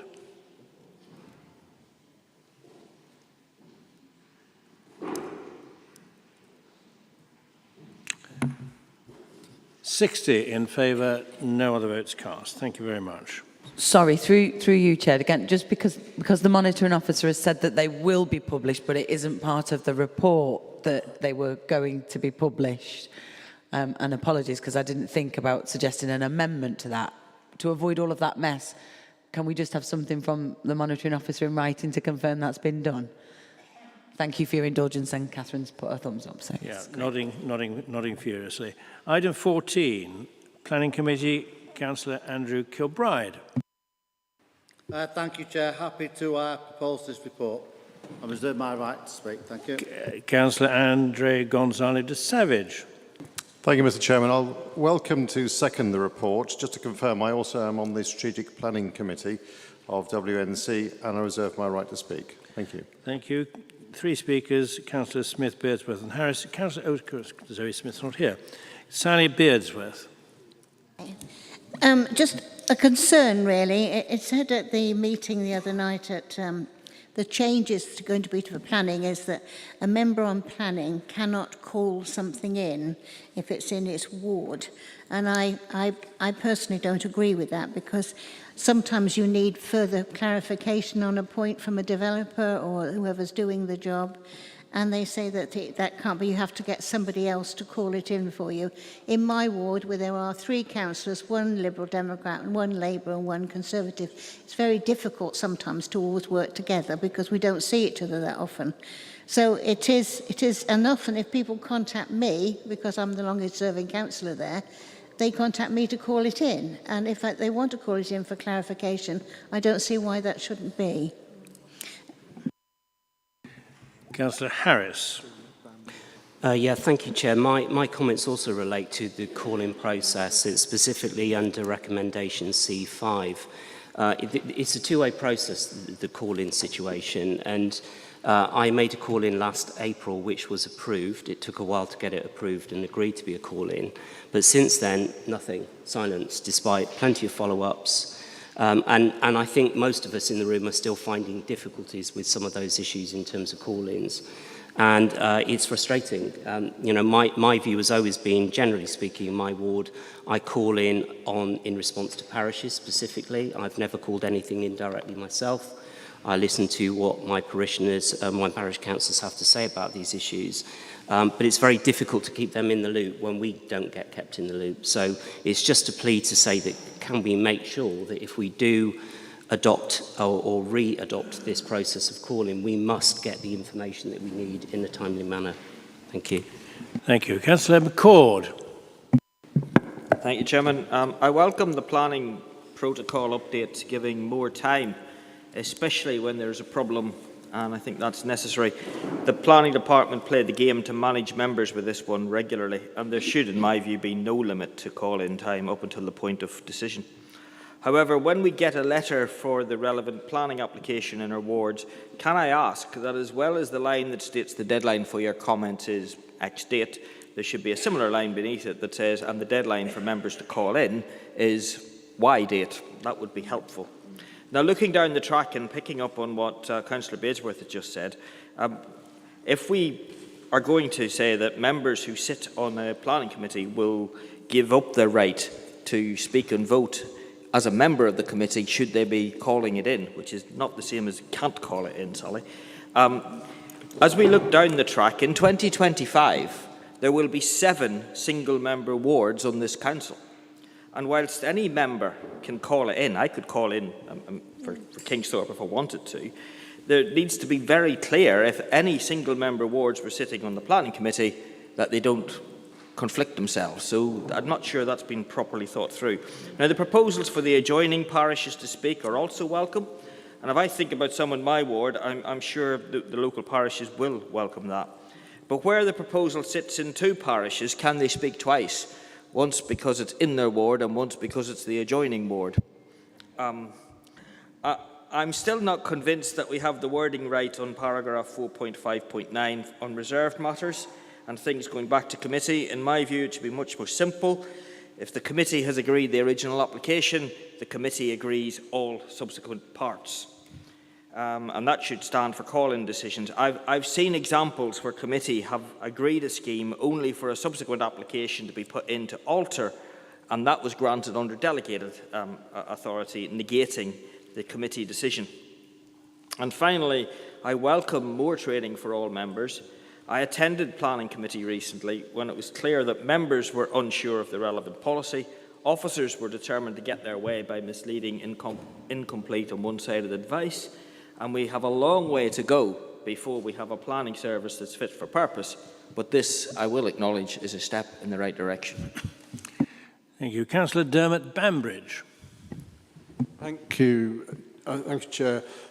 Yeah, the call-in is the big thing that concerns me above all. I've had a number of call-ins in my own ward, my own parish, in fact, and when you've got a local issue, you know the details more, you can speak eloquently on it, you understand what's behind it all, and to hand that over to a neighbouring colleague to do that will not enable them to be able to cover it necessarily as succinctly as you can, because you need to know the planning history quite often on a case and you know all the surrounding information on it. And sometimes these call-ins are very complicated, as I've experienced on a number of occasions. So I won't support this if that's going to be staying in the final document. Thank you. Councillor Andre Gonzalez-Savage, anything further? I do, Mr. Chairman. Thank you. There have been some points raised in reference to the calling procedure, and I draw members' attention to page 373, item 5.19, when it clarifies the call-in procedure and the recommendations, and therefore it's recommended, as it states, the planning protocol be updated to clarify when a councillor has called in a planning application, they must withdraw from sitting on the planning committee for the specific item they've called in. That's reasonable, and I think at the end of the day, with a planning reason to substantiate the call-in, it will obviously help, and I'm sure inform the committee that they are addressing, so they can then speak on the committee item, but not as a member of the planning committee. So that's the confirmation, if it's helpful for clarity as to the call-in procedure. So call-ins will not be terminated and will not be curtailed, and that's really important because quite clearly, when we do know our areas, and many colleagues here have definitely called things in, I have done so over the years, it is important that we inform officers as to why we're calling and also to the committee members as to why we're calling something in and therefore call that matter in. That will not be stopped. Thank you, Mr. Chairman. Thank you. Councillor Kilbride, anything further? Yes, thank you, Chair. Just on the why date, once an application has gone in and the time starts to tick, we did discuss that, and I believe it would start within the first few days from that clock going. So we did discuss that. And nothing else to add there, really, sir. Thank you. Thank you. Go to the vote now on recommendations at paragraph 3, I think it is.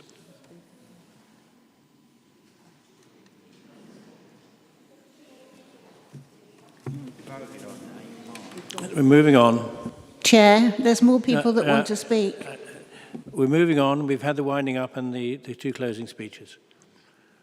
Voting, please.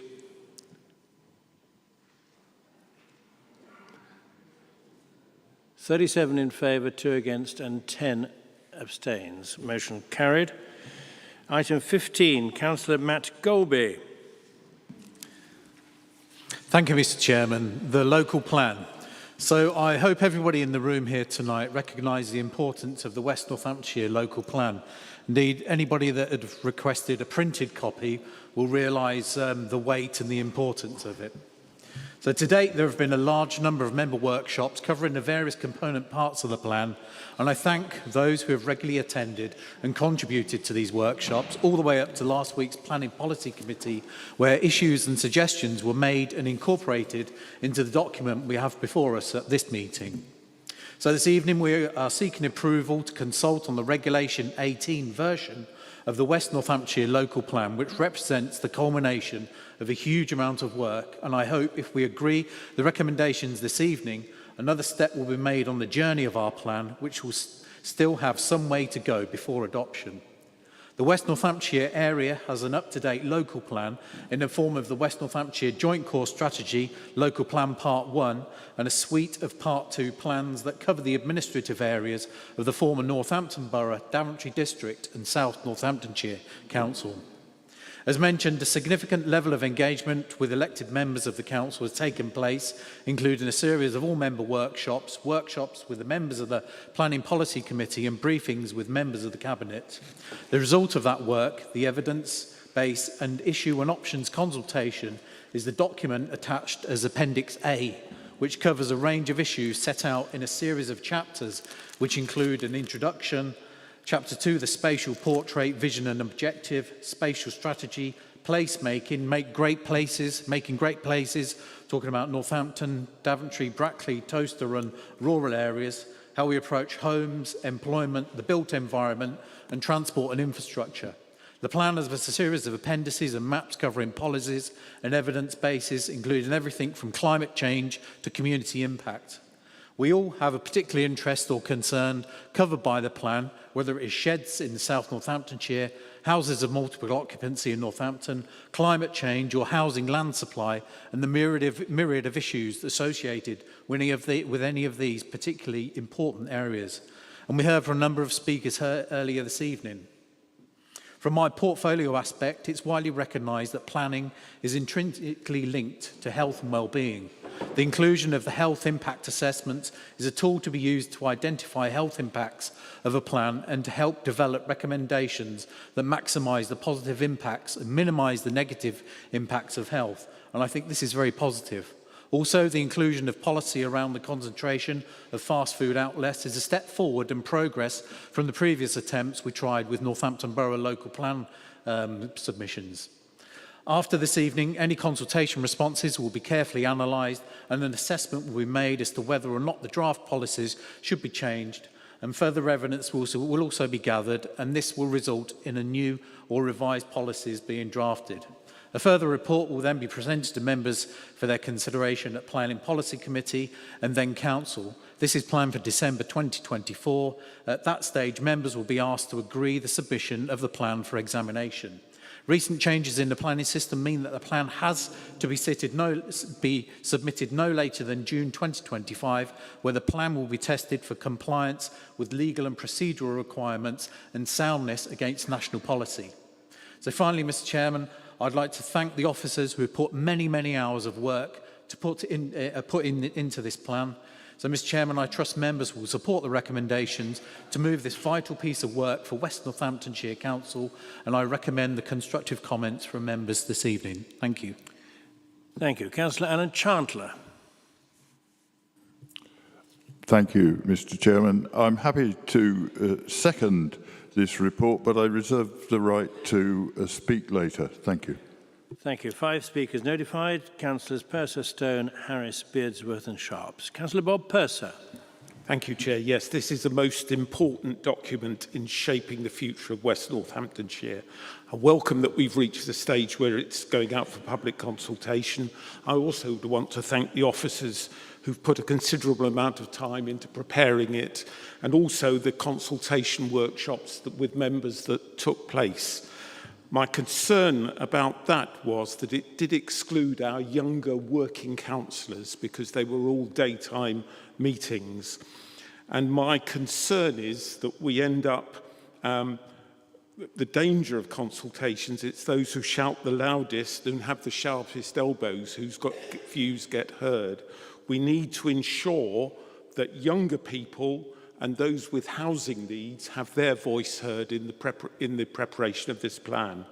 Because the area that gives me most concern is on the provision within the plan for social and affordable housing. At the end of the day, we have to persuade the inspector that the plan is sound. And my concern is that the number of new houses proposed in this plan is very modest.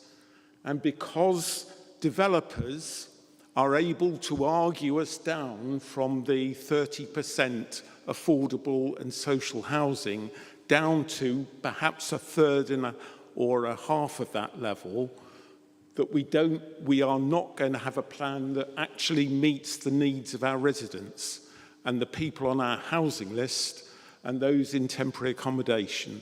And I'm seriously concerned about that issue. And I think that an inspector would want to be sure that we were actually meeting the needs of our local residents. So I think that's the challenge for this plan. And I hope that through the consultation we hear the voices of all who are affected by it and who have housing needs in this in our area, and that we can come up with a plan that's really going to work for the people who live here, rather than the people who may be trying to make a profit from us in this area. Thank you, Chair. Thank you. Councillor Stone. Thank you, Chair. For me, this is one of the most important bits of work that we do. I think placemaking and place shaping is really, really important. For me, there's a number of key elements. One is about how we have an integrated vision. One is about who's driving development. Is it us or is it developers?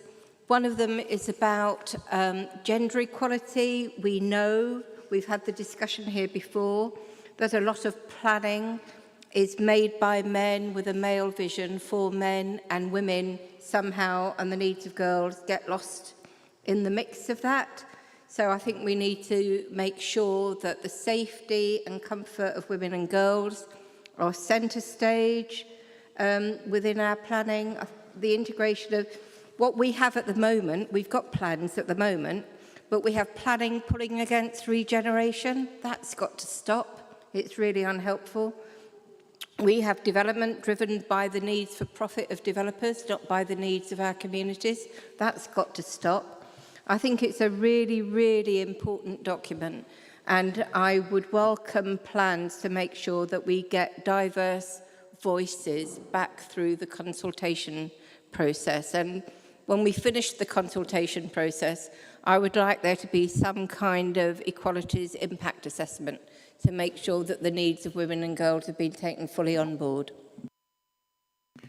Thank you. Councillor Harris.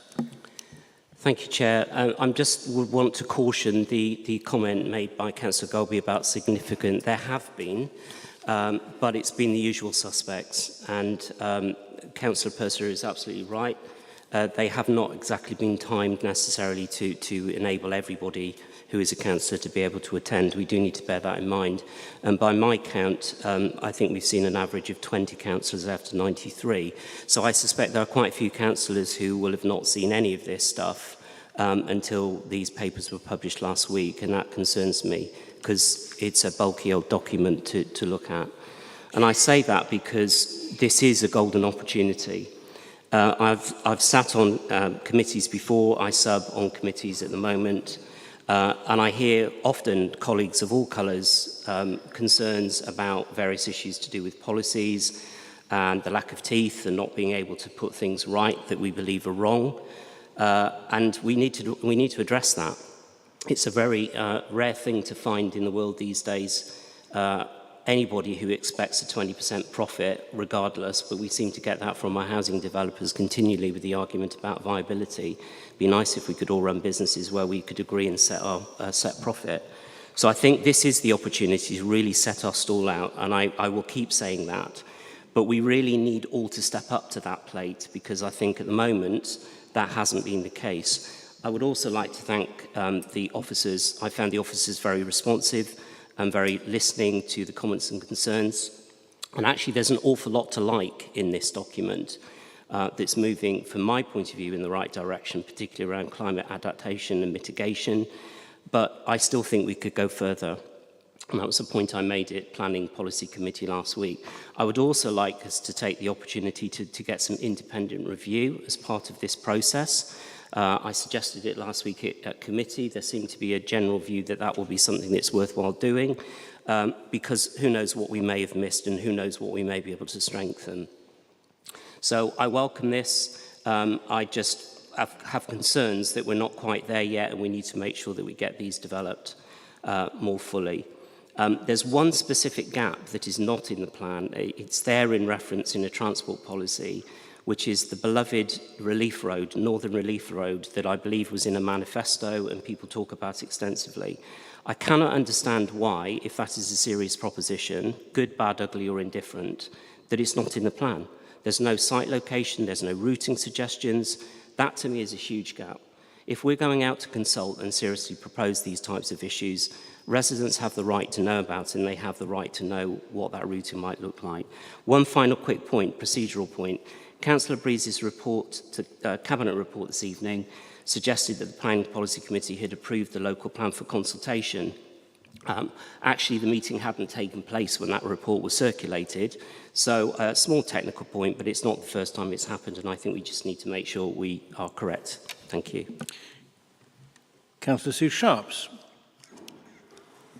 I think I'm one of those people with the sharp elbows because I attended not quite all of the meetings, but most of them. I might have to make my apologies for that, fellow councillors.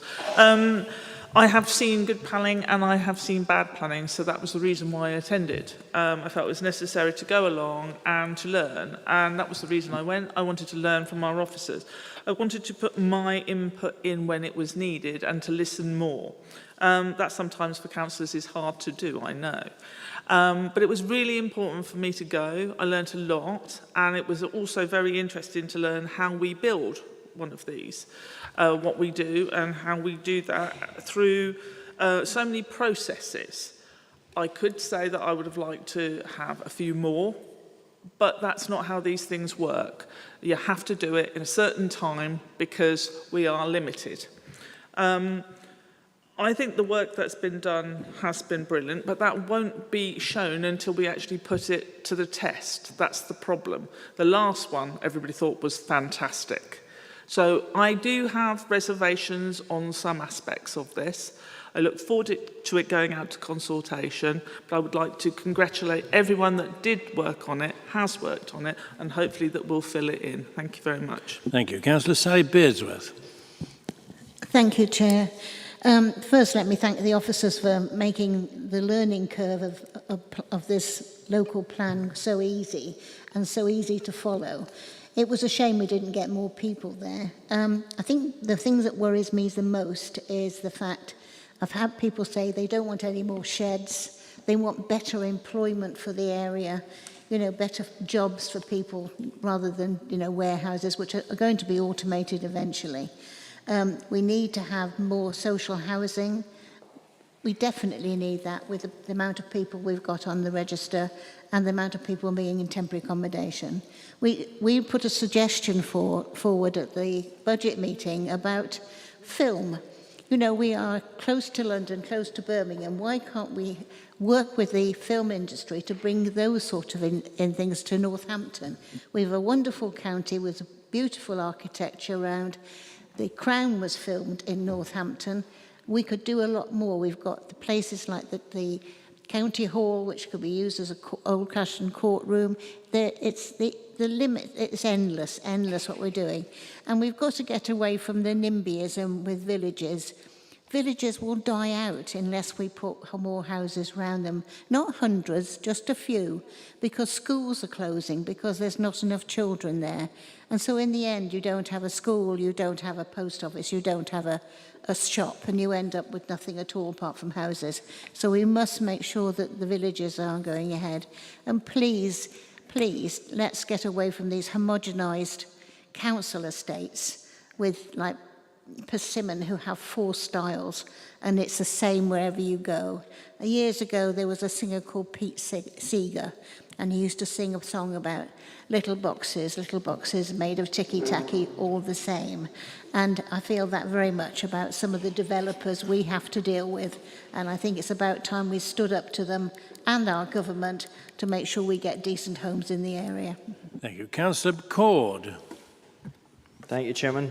When you ask a failing and inadequate planning department to prepare a local plan, the result is what we have before us. The whole process is unsatisfactory, and members tonight have 2 minutes to put on record their thoughts on a plan that will shape the district for 20 years. We need a proper time to go through this, every policy line by line. And this, to me, has been an exercise more in member management. I see no meaningful engagement or attempts to take on board member input. So tell me, how will amendments to this proposed plan be treated? Just a simple line in the next stage of the consultation log, dismissing what you have to say? Will it be accepted at the next full council meeting? Or will it be dismissed, saying that, well, should we accept such a proposal, it would need to be reconsulted on, so regrettably, we cannot accept any amendments? Why, for instance, do we have helpful maps for the Northampton proposals, but not elsewhere in the plan? Why do we have floor space limits for the Daventry commercial sites, but not the Toaster ones? Read D8 and compare it to T1, T2, T3. Why have we weakened policies that were already inadequate from the South North Hants plan? Why have we not learned any lessons? How will we take these policies to be used to determine an application? Here's an example. Take policy D6, Lodge Road, Daventry. It says all future development must, and I quote, make best use of land, and, quote, respond positively to level changes, and, quote, respond positively to surrounding buildings. What objective measure of best use and positive response? Do you just ask the building?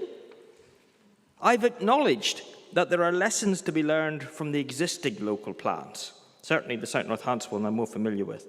This plan does not correct any of the horrors we are living with that were mentioned earlier by Mr. Ferry. It does not improve the lot of our residents. I welcome the removal of some of the early proposals for 10,500 houses in my ward. That was way too many. That is the only positive I can take from this. But if we're silly enough to pass a local plan based on this, every developer everywhere will be very happy. This is a complete mess of a document. A vision document with no vision, planning document devoid of sensible plans, and a policy document that contains inadequate policy. A true reflection of the department that wrote it. Councillor Adam Brown. But apart from that, I don't think Councillor McCourt has too many issues with the document.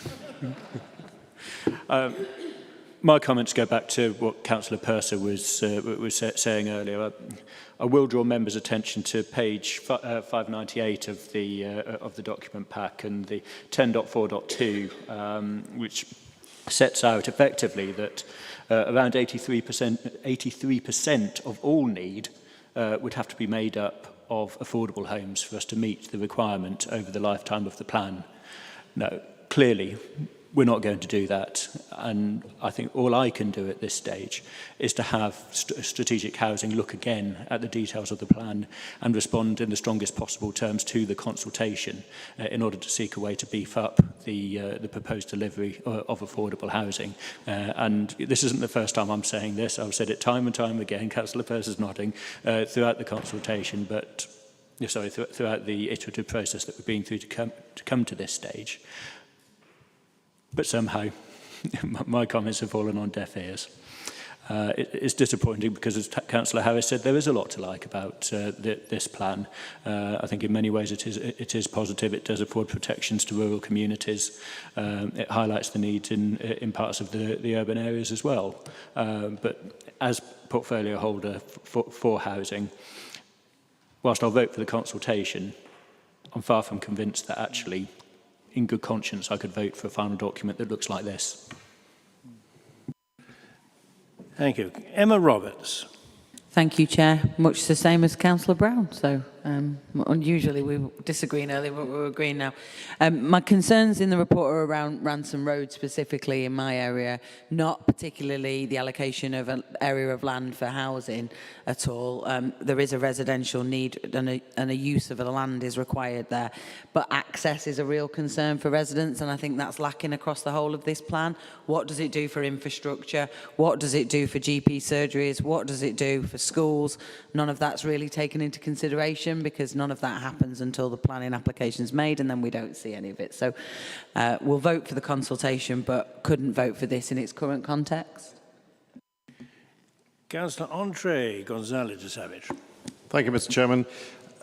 Two things. I think it's really important to bear in mind that quite clearly we have had significant member contribution and engagement. There have been many member organised events and many member supported events. Some members just don't bother to turn up to them or give their points at all in review until perhaps a meeting such as today, and they feel they've been left out, which isn't the case in the slightest. They have had the opportunity to absolutely feedback during the consultations. The element also in terms of planning. I sit on the Strategic Planning Committee, and I've been very well supported in terms of discussing with planners before the meeting, during the meeting and afterwards, when we absolutely identify those areas that we have concerns about. And in terms of the local plan, when I voiced my concerns about some of the realistic issues that we all know that SUEs aren't always sustainable or don't appear to be sustainable, and particularly in my area, East Hunsbury, I know we've had huge pressures in terms of new housing coming on board there and significant problems in terms of facilities, infrastructure, medical, schools and the like. Going into an established community, then we have to look very carefully. But the planners have been supportive in terms of looking very carefully at the strategic planning and understanding those pressures. I attended a couple of days ago the Developers Forum that was held in Towcester, and I have to say it was very well supported by developers, together with planners who at the end of the day were trying to get across the structure of planning and how they can best find ways to engage positively. That doesn't mean to say that they're going to say to every single planner, you can come and deposit thousands of houses at all in our area. It does mean that they will find ways to try and solve some of the issues we have about affordable housing, about pepper potting, which we do need in those developments. We do not want to have the minor amounts of affordable housing that are being proposed in some developments now. We don't welcome too many more B8s. I absolutely agree. They do bring employment and they do bring distribution, but with them they also bring inconvenience and difficulties as well. Yes, they do bring infrastructure, which we all benefit from, but we have to be realistic. If we don't engage with those member planning events, then how on earth will our points ever be heard? So please, I do encourage all members to look very carefully at those briefing sessions which are laid on and those opportunities to engage, because now is the time to do that, not solely at these meetings. Thank you, Mr. Chairman. Thank you. Councillor James Hill. Thank you, Chair. It's been said a lot tonight, but I just want to urge members to really look closely at their wards, especially with regards to what's planned, because I was involved quite heavily in the Northampton local plan part 2, as I was cabinet member for planning at the time, and I famously remember there was a member who voted for the local plan part 2 when there was a green space which had housing allocated to it, which they didn't realise they had voted for it until afterwards. So it's very important that you all look at your wards especially closely. Thank you. Thank you. Councillor Rosie Herring. Thank you. I attended all of the workshops and I even put in writing my concerns, and I can't see, I felt that there should be something specifically mentioned about the development of HS2, and I can't see anything in the document that relates just to HS2. The concern is that it will be used to intensify development and urbanise development along the line of HS2, and I felt that we should put a note about HS2 to protect the communities in our villages, that we resist development alongside HS2 until it is completed and the environmental and landscaping impact can be assessed, which I didn't think was unreasonable. And they've just ignored what I've said, and I'm very disappointed about that, but I shall keep on. Thank you. Thank you. No other members. Councillor Chantler to second. Thank you, Chairman. An interesting debate which I wasn't entirely expecting, because we're not really here to discuss the content of the plan, simply to promote that it go forward for wider consultation so that everybody can express their views. So I hope that all those who've expressed views this evening will also express them during the consultation to make sure that they're properly recorded. I would also remind members that there is no such thing as a perfect plan. But this is, as has been pointed out, the most important document we ever produce, because it leads to everything else that we do. We claim everywhere that West Northamptonshire is a great place to live, work, visit and thrive. And in order to set that out, how we achieve that, we have to start with a plan. The consultation is very important and will have an effect. The previous consultation on these spatial options produced over 11,000 responses, and the official record of that is adds not all of them negative. And it also produced 400 suggestions for sites for development. What we're asking now is that the draft plan, and it is a draft plan, should go forward for further consultation. And I'd like, Chairman, to read a very brief statement from Councillor Rebecca Brees, who is the portfolio holder, but is not able to be with us. And I'll read it if I may, it's very short. Dear colleagues, I apologise for being away at this time. However, family issues in New Zealand need my attention, and when I arranged this trip, the consultation was timetabled to start before I left. The evolution of the new local plan has taken a long time. I know we always wonder why. However, those of you who have participated in the workshops and on the Planning Policy Committee will understand the immense amount of preparation in collecting good quality evidence, interpreting the data produced, and then working with members and writing the policies around this evidence. That will contribute to the developing of a sound local plan to put forward for examination. We are developing a local plan that will take us to 2041, deliver the types and quality of housing our residents demand, and encourage the delivery of skilled high-value employment in the right places across West Northamptonshire. This is the first major consultation on parts of the new plan. Has been a long time coming, and I would like to thank those who participated in workshops and the Planning Policy Committee and gave their time and efforts. And I hope you see your many contributions reflected in the policies being consulted on over the next 8 weeks. I would now ask all of you to encourage your parish councils and residents to engage fully with the process over the next few weeks. Thank you and my best regards, Rebecca. And I would just reinforce that. This is a public consultation. It's up to us all to go back to our parishes and communities and encourage everybody to engage fully with the process. It will be made possible for anybody who wishes to study the plan and comment on it. Thank you. Thank you. Councillor Matt Golby.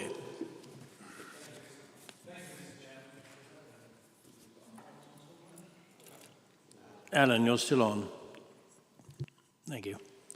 Thank you, Mr. Chairman. I think Councillor Chandler summed everything up pretty well there, and the message from Councillor Breeze captures the nub of what I was trying to say at the beginning, I guess. But just to assure everybody, I've made a note of pretty much all the points raised by the 11 speakers we had there, and I'll sit down and go through them all with Councillor Breeze, because it does seem from the feel of the room that there's a bit of work to do still, and we need to try and incorporate everybody's points where we can. So I'm happy that we approve the plan to go up for consultation. Thank you, Chairman. Thank you. That is the proposition. Please vote now.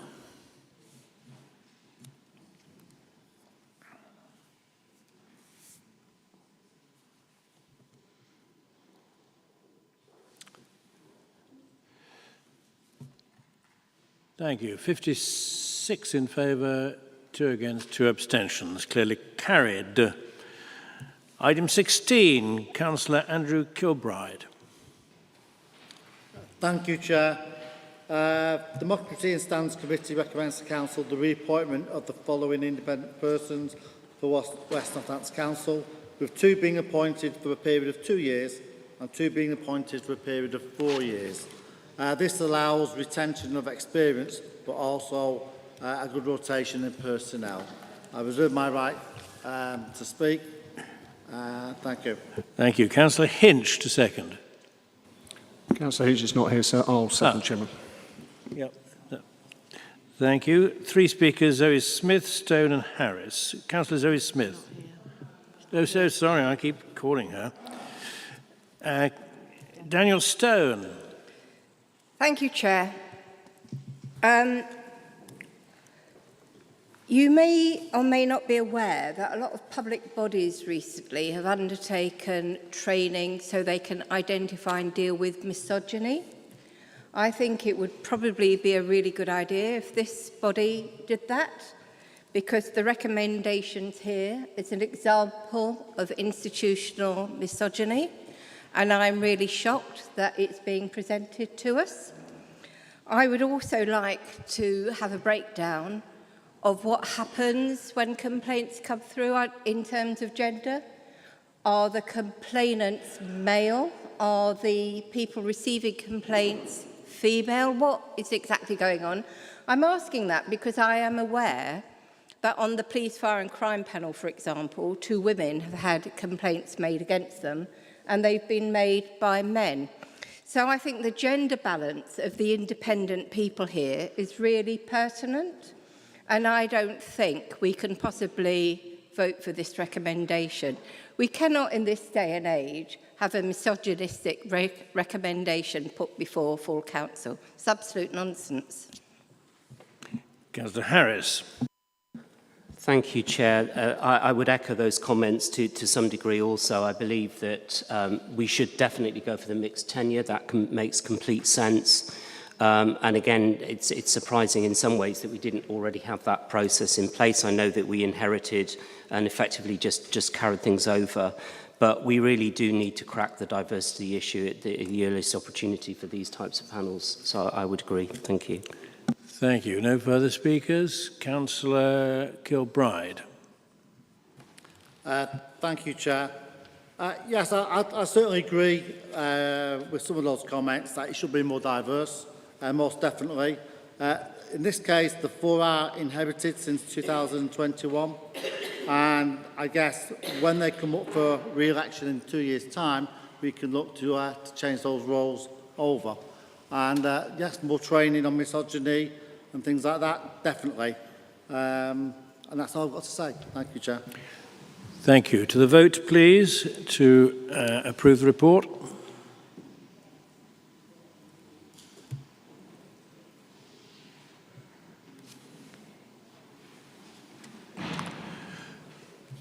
Uh, 43 votes in favour, 11 against, 5 abstentions. Report approved. Item 17, Councillor Kilbride. Thank you, Chair. Happy to propose this report and reserve my right to speak. Thank you. Councillor Grant. I'll second, Chairman. Thank you. Councillor Keith Holland-Delamere. Yep, so I thank the chair of the audit committee who spoke to members and basically asked for our comments on the proposal.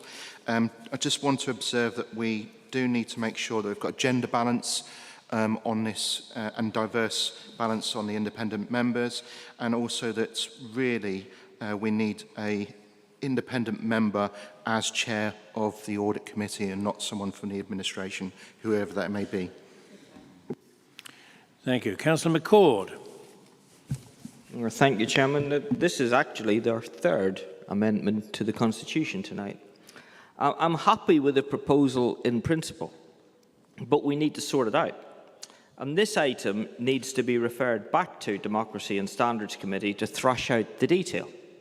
We are being asked to amend the Constitution, but there isn't actually a constitutional amendment proposed, just like we had with the others earlier. Let me ask a couple of questions, as the independents are excluded from the Democracy and Standards Committee. So will the independent persons form part of the quorum of 3 that is present? In my view, the constitutional change needs to be clear on that, and that the quorum is 3 elected members. Could one of the independent persons be the chair? We've just heard Keith say he thinks that should be. Again, I think the Constitution needs to be clear in setting out that the chair should be an elected member, so we can hold them to account. But as we've just demonstrated, it certainly needs to be discussed. In order not to slow this up, I'm happy to start the process of recruitment as per recommendation 3.1.2, but I would propose an amendment to 3.1.1 to insert these words at the beginning: Council asks the Democracy and Standards Committee to make a recommendation on the necessary amends, and then follow on from there as is printed. Thank you, Chair. Is there a second of that amendment? I'll second that. Councillor Kilbride, do you accept the amendment?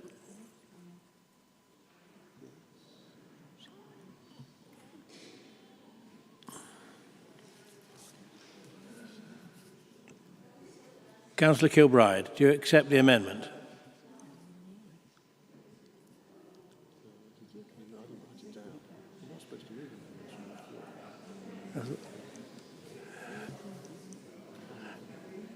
Councillor McCord, would you like to recite the words you propose again? Could you, please? It's a bit late.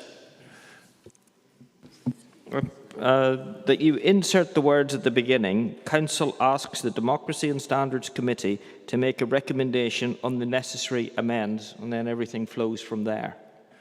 As an alternative to an amendment, would you be content if the chair of that committee agreed to take that forward at the earliest opportunity? No, because you haven't discussed the points that I mentioned. And there's clearly different views in the room. Will these people be allowed to be the chair? Will they form part of the quorum? These are the sort of things that need to be done and should have been put forward in a proper constitutional amendment, that we can see exactly the terms of reference are going to change for the Audit Committee, because it currently says it's got, I think it's 9 people on it. So now it's going to have 9 plus 2. Yes, Councillor McCord, I'm advised on my left that it is not proper to move an amendment at this stage. Would you be content if the chair of the committee agreed to take your points to the next committee meeting and thereafter bring it back to this council for approval? So you're asking for the item to be taken off the agenda and referred back later? No, I'm asking that you do not present your amendment now. And I'm advised on my left that it's improper to do so anyway. But I invite you to be content if the chair of the committee, and I invite him to do so, takes your amendment, your proposed amendment, for further consideration at a future committee meeting and brings it back to the council for further consideration. Sorry, this is going round in circles. That's exactly what I want. You take it away and bring it back. But yes. You're saying you can't put an amendment down to take it away and bring it back. I'm suggesting that your amendment is dealt with by the committee at the next opportunity, not now. So what are we Does voting the committee chairman agree to that proposal? So are we just voting on the principle that we think it's a good idea to have 2 independent people, and we'll sort out the detail at a later date? Yes, and we proceed to recruitment. As that is my understanding of the proposition. Through you, Chair, that's my understanding. So the answer is yes. In any event, I'm advised on my left that an amendment at this stage may not properly be put. Chair, I'm finding this extremely difficult to follow. We've had an amendment put and seconded, and yet we can't vote on it. And yet the chair is quite happy to take the whole thing back and come back at the next council meeting with it as amended. So where's the problem? Why doesn't he take the whole report back, amend it in the committee stage and bring it back at the next meeting? And then we don't have to go to the vote. The monitoring officer is going to help me deal with this. Okay, so we want to proceed with the recruitment, because otherwise, by the time we hold the next meeting and come back and then approve it and then start the recruitment, we'll be well down the line. And the CIPFA code recommends that we have independent members on the audit committee, so we want to be compliant as quickly as we possibly can. What we will do is start the recruitment process and come back with the detail that Councillor McCord has indicated is required in order to make the amendments to the Constitution. But in the meantime, we can get on and carry out the recruitment if you're happy to agree to the principle of having independent members. I hope that helps. Mr. Chairman, that's exactly the space I was in. In fact, maybe the monitoring officer didn't hear me say it, but I said, in order not to hold it up, I propose you carry on with the recruitment. So But that's not what this is written. That's not what we have in front of us. And if we have in front of us, we're agreeing to the principle and we'll work out the detail whilst recruiting for the people, that's fine. But you just said that wasn't what we were voting for. No, that we can't move an amendment at this stage, but we're agreeing with you and saying we'll take that away without the need for a vote because we can't have a vote. Does that help? No, I think we've had enough on this. Let us proceed to the vote on the proposition and the recommendation that has been properly put. Chair, we don't know what we're voting on. We're voting on the proposition of the recommendation in the report at paragraph 3.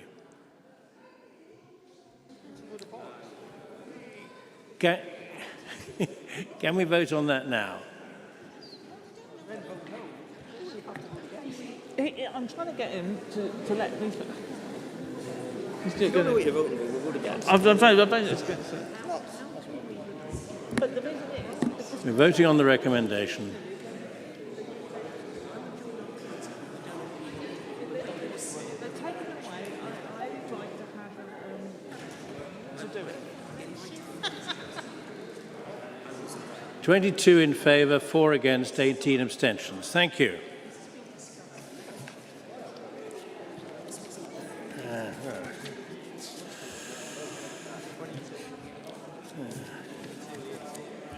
What's my place now? Where are we? We're on motions, are we? Yes. Item 18. Councillor Emma Roberts. Oh, thank you, Chair. There's an amendment placed to this motion. I intend to accept the amendment to the motion. I ain't going to get into a fight over this particular item. This means the absolute world to me as far as defibrillator access is concerned. It saved the life of my niece, and it is crucial. Gaps in the area that I've seen over the last few months have been significant, and I didn't realise. I'm now spotting them kind of everywhere, and I didn't notice where they weren't. And I guess that same goes for bleed kits. The more and more I see that in the news, and the more and more I see in and off the streets and others celebrating training and carrying out different activities, I see that there isn't one where I thought there should be one. And then I'm not going to get into whether it was right or wrong, but then I see debates about should it be on this wall or that wall and who can put it there and who shouldn't. I think we should be absolutely integral to the location of these devices and the impact that they can have on our communities. So this for me is one for our communities, one we should all be behind, and I don't intend to say any more because it's gone 9 o'clock. Thank you, Chair. Thank you. Councillor Holland de la Mare. I second this motion. I reserve my right to reply. Thank you. Councillor Golby on the amendment. Yeah, just to say thank you to Councillor Roberts for accepting the amendment. I think it's a good thing to include bleed kits with trying to incorporate that into an interactive map, and I think it's a good motion. I know parish councils and community councils put a more increase in the putting out AEDs and bleed kits. So I think they're very valuable, and we should try and encourage more of them. Thank you. Thank you. Councillor Smith to second the amendment. Happy to second this. Absolutely bleed kits as well. Nothing more to say. Thank you, Chair. Thank you. The amendment having been accepted, it becomes the... Councillor Gonzalez de Savage and Councillor Bambridge are indicating. Well,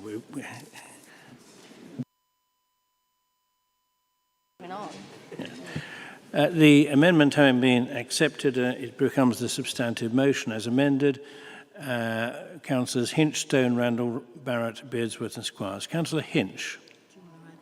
Gonzalez de Savage and Bambridge to the bottom. Not here. Councillor Daniel Stone. I think we should move to the vote, Chair.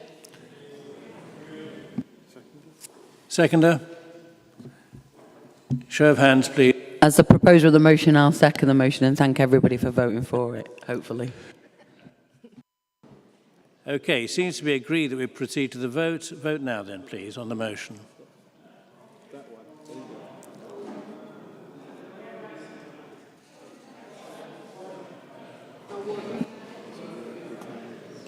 We're voting on the motion as amended. Order. Is there a point of order? Yeah, we're having trouble with the voting system. It's all lit Yeah. up. Okay, show of hands, please.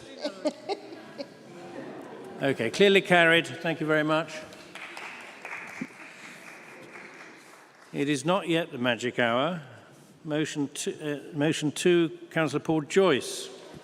Chair, I wish to withdraw the motion at this time as it needs to be properly debated. Agreed. Thank you very much. Good night, everybody.